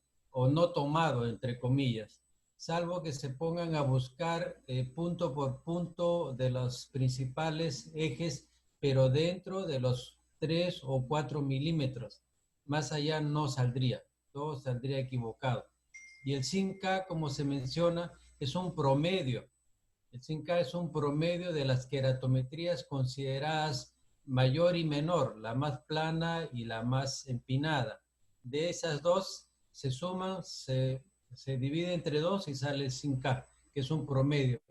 Pero en la topografía son promedios de puntos, demasiados puntos. Entonces el 5K en estos casos sale un poquito alterado, ¿no? Y para los anillos que pide Gladysita, es difícil, pues, porque cada día encuentro más variaciones en lo que es la queratometría, perdón, las curvaturas. ya a esta edad las curvaturas se nos ponen un poco difíciles. Entonces, No nos aceptan las curvaturas. no nos aceptan las curvaturas. Entonces, ¿qué pretendemos, no? Porque si vamos a sacar el poder de una punta irregular, porque el centro muchas veces no coincide donde está la punta o la zona más empinada de la córnea. Entonces el eje visual a veces no coincide o muchas veces no coincide. Entonces la idea de los anillos es armar un centro que sea un poquito más estable, entre comillas, o unas curvaturas más estables, y ahí en el centro también con queratómetro hay que hacer la lectura para sacar el poder de los lentes intraoculares. ¿Listo? Hay una, Gracias. muy bien, yo estoy de acuerdo contigo, gracias Luchito. Y hay una pregunta de Waldo Loaiza que dice, ¿cuál es la ventaja de los equipos que usan topografía plácido integrado a interferometría? Por ejemplo, el Aladdin. En ese caso, el Aladdin también tiene queratómetro. O sea, tiene una queratometría o sea, los topógrafos, como bien te dicen, te dan la idea general del total. O sea, si te das cuenta, el queratómetro se fija en el centro, como bien ha dicho Lucho, y el topógrafo se fija de los tres en todo alrededor. O sea, son compensatorios. En mi forma de ver, son compensatorios. El plácido tiene un hueco en el centro y lo compensa con cálculos matemáticos, como bien nos ha dicho Lucho. Entonces, en el caso del Aladdin, el Aladdin hace una compensación, pero también utiliza, igual que el Galilei, un queratómetro para el cálculo del lente. Te da la topografía para ver otro tipo de índices, otro tipo de cosas, otro tipo de relaciones interesantes. Ok. Janet dice, en cirugía de religión, tiempo después de la biometría, yo sí pienso 6 meses. Claro. Acá hay otra pregunta también, Mario, que creo que también es lo mismo que la anterior, ¿no? ¿Qué opinión tiene, el doctor Munaico pregunta, ¿qué opinión tiene de la biometría por topografía? ¿Puede ser comparable con el Master 700? Cuando yo te digo, en ojos normales, los valores que yo encuentro con Aladdin, yo también he trabajado con Aladdin, con Galilei y con IOL Master, 500 y 700 son exactamente iguales. ¿Dónde ves las diferencias? En ojos con cataratas densas, en ojos con astigmatismos, que usas el TK, en este caso, el TK en realidad no lo usas más, el uso del TK es específicamente para astigmatismos en forma de ver.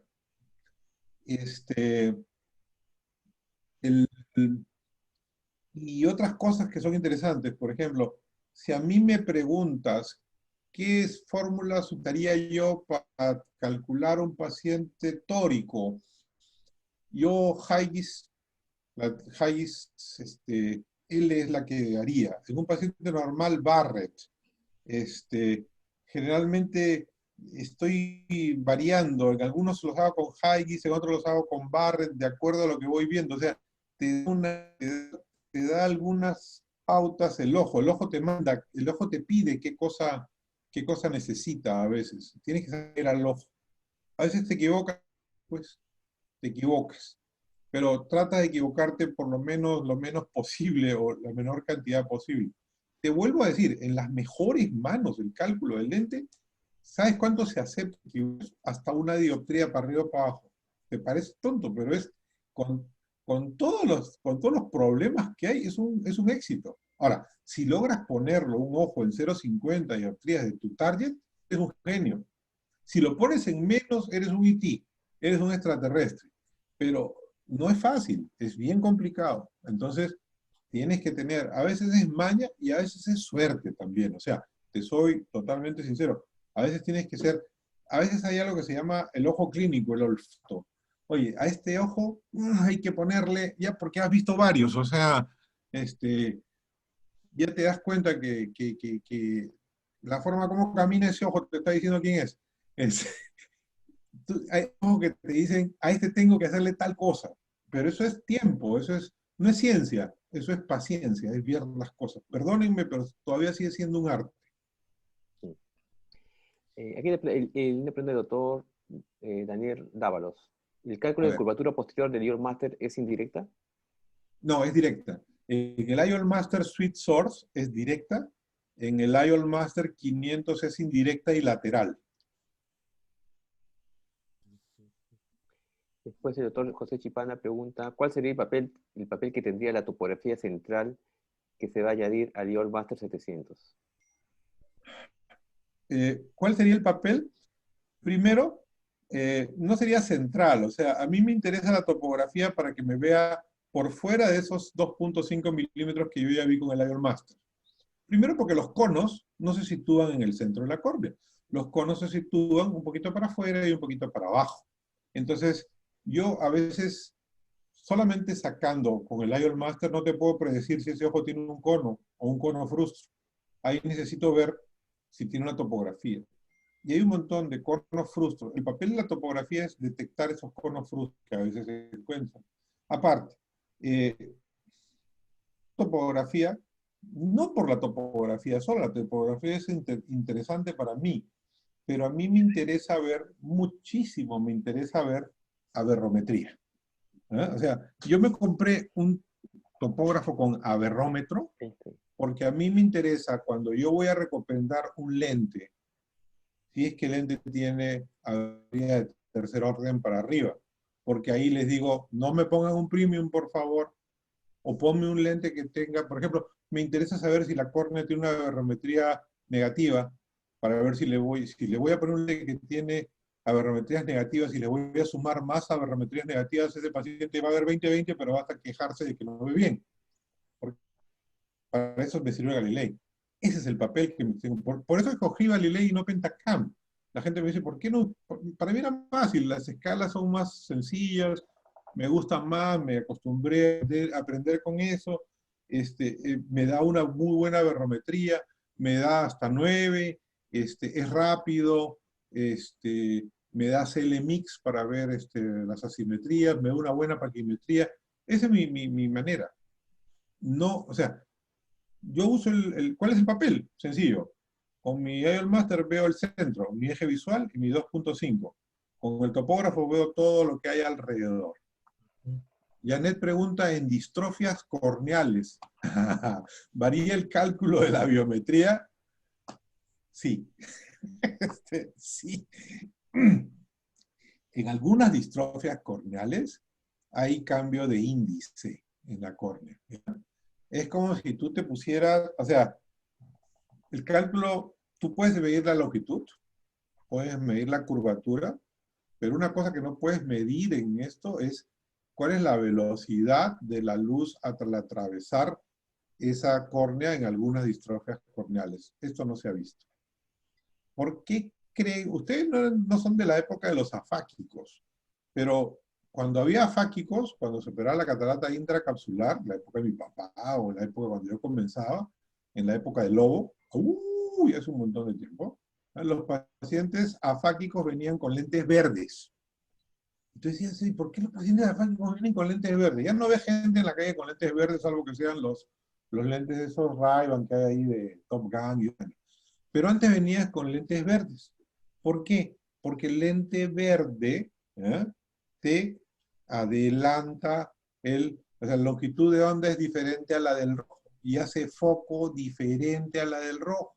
Entonces, como ellos no tenían cristalino, para compensar su falta de cristalino, para que llegase su luz a la retina, se ponían un lente verde que enfocaba la luz en su retina.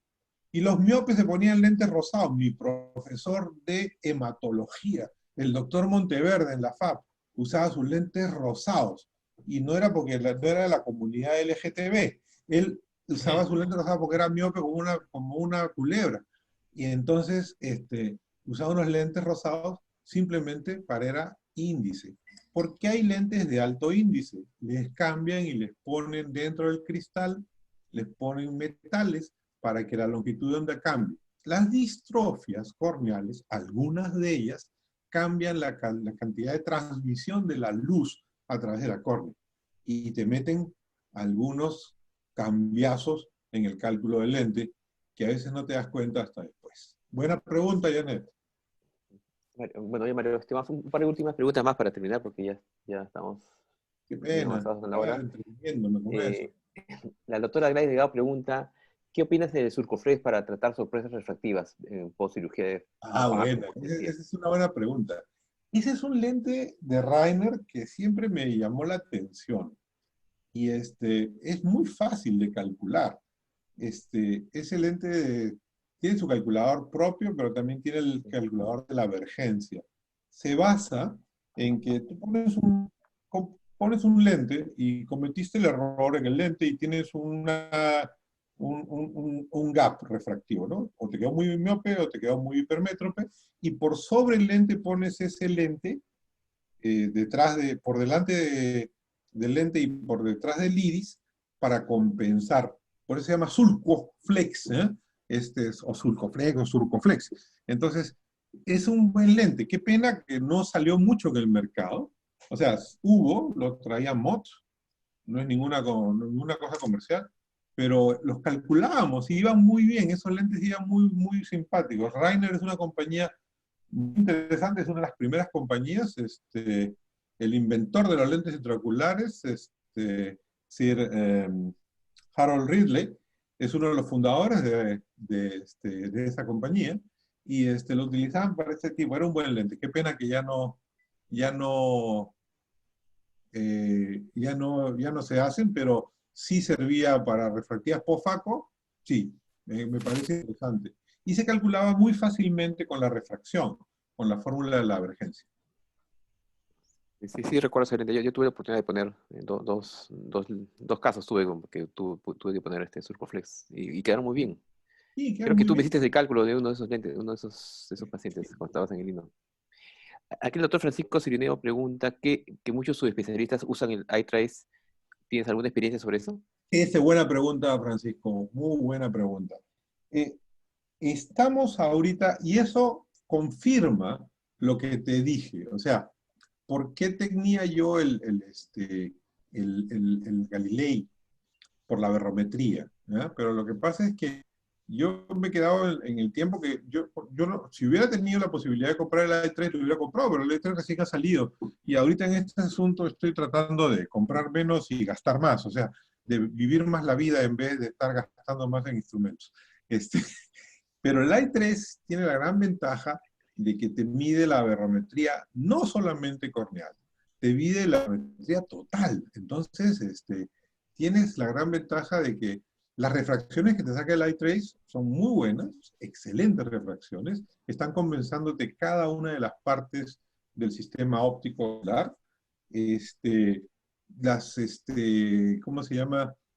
iTrace tengo experiencia limitada, pero las veces que lo he visto, lo he usado y me he entrenado en él, estoy tratando de entrenarse, tiene una combinación de varias cosas. Tiene la combinación de aberrómetro, tiene la combinación de OPS, ¿cómo se llama como el de NIDEX, como el de NIDEX? OPS2. Scan 3 creo que es el que es. Así es, ¿ya?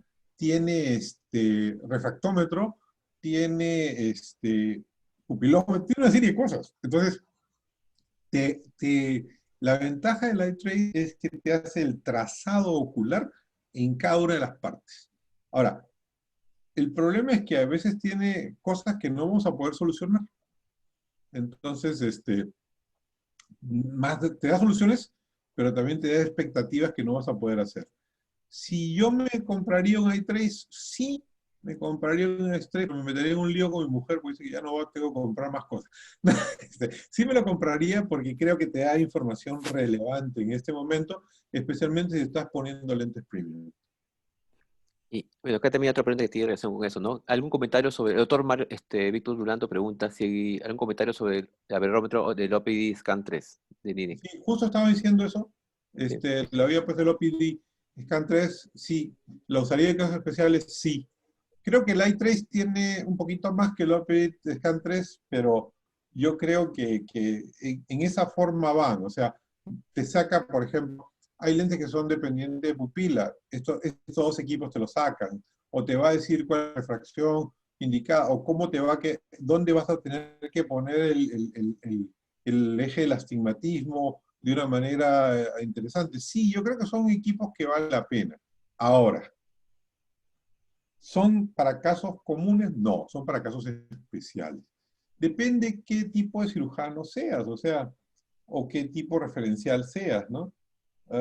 Yo te soy bien sincero, o sea, yo tengo equipos en mi oficina que son extraordinarios, pero muy poca gente me pide que le haga los exámenes. O sea, ¿para qué me compro un equipo donde la gente no me va a pedir? O sea, tengo el OCT con angio y todo, la gente me pide muy pocos angios, OCTs, y entonces digo, oye, ¿para qué tengo eso? Porque me gusta, bueno, hago de cámara anterior, todo. ¿Qué es lo que más hago? VM, hago ecografías, hago esas cosas. Si voy a invertir en estas épocas de mi vida, voy a invertir en eso, que es lo que más me piden, ¿ya? En lo que menos me piden. Por ejemplo, tengo unas ganas tremendas de comprarme un campo amplio, por ejemplo, ¿no? El Clarus. Digo, voy a invertir en comprar un campo claro si la gente no me va a pedir que les haga un campo, un white de retina. No, tendría que estar loco. Mejor agarro esa platita, me voy a Europa, como rico, bailo rico, me paseo rico cuando se pase la pandemia y no hago esos gastos. Ahora, si tú me preguntas, ¿ese aberrómetro OPI bueno? Es muy bueno. ¿Lo usaría en casos especiales? Sí, sí lo usaría. Mario, pero y para terminar, aquí una pregunta del doctor Guillermo Amarca. ¿Consideras todavía que es buena práctica guardar la queratometría previa de nuestros pacientes que hemos operado de cirugía refractiva? Para hacer cálculos posteriores. Excelente pregunta, pero hay ahí una respuesta interesante. Ahora que ya podemos medir las queratometrías actuales, o sea, partiendo, la queratometría que te has medido del paciente preoperatorio la has medido con un queratómetro solo de curvatura anterior. O sea, ¿vale la pena? Yo creo que en el futuro no va a valer la pena porque vamos a tener que esperar que salga la medida como el iTrace que te va a salir de todo, inclusive la posterior. La segunda es, eh, vale la pena en la medida de que cuando no tenías otra manera de acercarte a eso, sí valía. Ahora ya creo que no, al poder medirlas, al tener nomogramas, al tener una medida como el TK, al tener equipos que te hacen cálculos más complejos, creo que ya no vale tanto la pena como antes. Es muy buena tu pregunta. La otra consideración es que, ¿cuál es la historia natural del astigmatismo? Por ejemplo, si tú has nacido con un astigmatismo, el eje te va a cambiar a lo largo del tiempo. Yo tengo esa historia, ya cumplí 60 este año, ya estoy en la última fase, en el tercer tercio, ¿eh? La zona de riesgo. En el tercio de muleta, en el tercio de espadas, para hablar de toros. ¿Y sabes qué? Yo uso lentes, siempre tuve medida, y mi astigmatismo lo he hecho un trace, o sea, he hecho un seguimiento de mi astigmatismo en mi vida. ¿Eh? O sea, si tú haces un tracing de tu astigmatismo en tu vida, cuando tengas 60, te vas a dar cuenta que cuando tenías 29 tenías un astigmatismo en tal posición y en tal valor. Cuando tuviste 40, tenías esta posición y tal valor. Cuando tienes 60, o sea, el astigmatismo mismo, no estamos hablando de la medida de longitud, estamos hablando del astigmatismo, por decirte. Va a cambiar por la fuerza de tus párpados, por el peso que tienes, por la laxitud que tienen tus párpados superiores o inferiores, por valores corneales, que o sea, va a cambiar. Entonces, esa medida que tú tuviste previa de las queratometrías cambiará también en cierta medida qué tan fiable va a ser esto. Si tú, una persona normal que no ha tenido nada, cambió por historia natural, está descrito de mucho tiempo, no sé, creo que ya no tuvo su momento, por supuesto, pero creo que en ese momento ya perdió el valor que tenía antes. Muy buena pregunta. Sí, Mira que no la había pensado, pero ahora que me la cuentas y me pongo a pensar en el trace que he hecho con mi astigmatismo, sí, se te va cambiando, en la vida te va cambiando. Entonces, No sé, a ver ahí los amigos de córnea habrán visto hasta que de eje puede cambiar contra la regla, con la regla no sé si llega a tanto, pero por lo menos sí se me ha movido, el grado se me ha movido bastante. Y me di cuenta cuando encontré unos anteojos antiguos que tenía, y en el ojo derecho veía pues como, o sea, tenía que ponerme el anteojo chueco para poder ver, o sea, definitivamente el eje se me había cambiado de una manera brutal. No tanto el valor del astigmatismo, pero sí el eje. ¿Ya? Y no tenía chalacio, no tenía ni dermatocalacia todavía, gracias a Dios. ¿Ya? Pero cambia con el tiempo. Y la fuerza de tus párpados debe de cambiar con el tiempo. Debe ser que cuando tienes de 20 a 30 estás mirando a todas las chicas y estás tratando de achinar el ojo. Pero cuando eres 60 ya eres invisible, pues ya nadie te ve. Acá el doctor Mesías quiere opinar, levantó la mano. Ya creo Sí, que comienza la última intervención ya. Sí, doctor. sí, gracias Jorge. Sí, para mí también, así como ha mencionado Mario, eh, creo que siempre que se va a poner un lente tórico se habla del astigmatismo corneal, pero ¿cuánto hemos podido valorar el astigmatismo refractivo? ¿Cuánto hemos podido darnos cuenta si hay un astigmatismo de medios? ¿Okay? Entonces, si tenemos que no coincide el astigmatismo refractivo con el astigmatismo corneal y estamos pensando en poner un tórico y preocupados en el astigmatismo corneal, de repente después tenemos las grandes sorpresas de dónde salió ese astigmatismo residual, ¿no? Eso lo que mencionas es igualito, tenemos que ver cómo está. Siempre tenemos que hacer o pedir los lentes que usaba una persona, no importa, antiguos, como menciona Mario, para saber cuál era su historia refractiva. Con la historia refractiva podemos pensar cuál va a ser el futuro, si debemos o no debemos poner un lente tórico apoyándonos en el astigmatismo corneal. Entonces, yo también estoy en lo mismo, seguimos cambiando. Todo lo que afecte el párpado superior va a afectar sobre el astigmatismo de la córnea. Entonces hay que saber en qué punto, en qué momento vamos a cambiar. Si tienen cambios en la superficie ocular, en su lubricación y hacen fuerza para mirar, ¿no? O semi-guiñan para que no sepan a quién está mirando, ¿no, Mario? Así es, hay que tener Sí, la estrategia. ahí va cambiando todas esas cosas. Entonces, siempre hay que trabajar, hay que revisar los lentes de una persona antes, pedirles refracciones para saber si es que existió o no existió un astigmatismo de medio. Gracias. Antes para terminar, Jorgito, una cosa interesante para los chicos.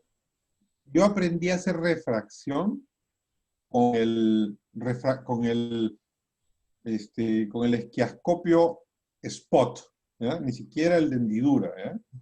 Entonces, yo aprendí con el spot, y yo calculaba el eje del cilindro de los lentes con el queratómetro de Yabal, ¿ya? Entonces, yo hacía la esfera, o sea, yo sacaba la esfera del paciente con el esquiascopio del spot, que era un Keller, ¿ya? Y me iba al Yabal, todavía tengo ese Yabal, y cuando yo hacía la queratometría, ahí le ponía el cilindro al paciente utilizando, así aprendí a hacer refracción yo, en ese sentido. Si bien es cierto, ¿por qué se ha seguido desde 1911 hasta la actualidad utilizando la curvatura anterior? Porque al fin y al cabo, es el sitio donde más fuerte está la refracción. ¿Por qué? Porque es el único sitio que está en contacto con él. Al tener la gran diferencia de medio entre la córnea y el aire, es el punto donde mayor diferencia hay entre esto. Entonces, esa es la razón por la que el ser humano cambió y tiene, cuando una charla lindísima que les recomiendo es ver la anatomía comparada o la fisiología comparada del ojo del hombre con el ojo de los animales, ¿no? Entonces, ¿cómo es que el pez tiene una mirada? Porque el pez no está expuesto al aire, o sea, el pez, su córnea está expuesto al agua, y diferente. Y ustedes cuando se meten a bucear y abren los ojos debajo del agua, ven las cosas con otra perspectiva. Entonces, ese cambio que hay entre la córnea y el aire es interesantísimo, es quizá lo más fuerte. Y es por eso quizá que funcionó durante todo este siglo y el siglo anterior la queratometría por la superficie anterior. Pero hoy por hoy, que hay que hacer los cálculos, olvídense, tenemos que seguir buscando la queratometría posterior. Gracias. Muchas gracias, Mario, por tu excelente exposición, tus comentarios. Y muchas gracias, Ricardo Recón, también por tu brillante exposición. Entonces nos vemos el día de mañana con las charlas técnicas quirúrgicas de extracción extracapsular y decisión pequeña. Bueno, muchas gracias nuevamente, Mario, por estar con nosotros, siempre apoyándonos con tus aportes y tus conocimientos.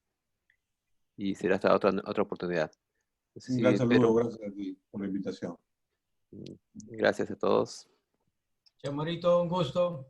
Chao, Luisito, cuídate mucho. Muchas gracias. Chao, Muchas gracias. Mario. Chao a todos. Gracias. Chao, Malena, gracias por todo. Chao a todos, chao, Abel. Chao, Willy está viendo por ahí, Waldo, Pepe, etcétera. Sí, A todo el mundo. Están todos. A Ricardo yo también la vi por ahí, está viéndolo, a todititos, a todos. Ricardo, pasándote la voz, César también. Claro, pues, no sé si había apagado su micrófono, pero ahí estaba.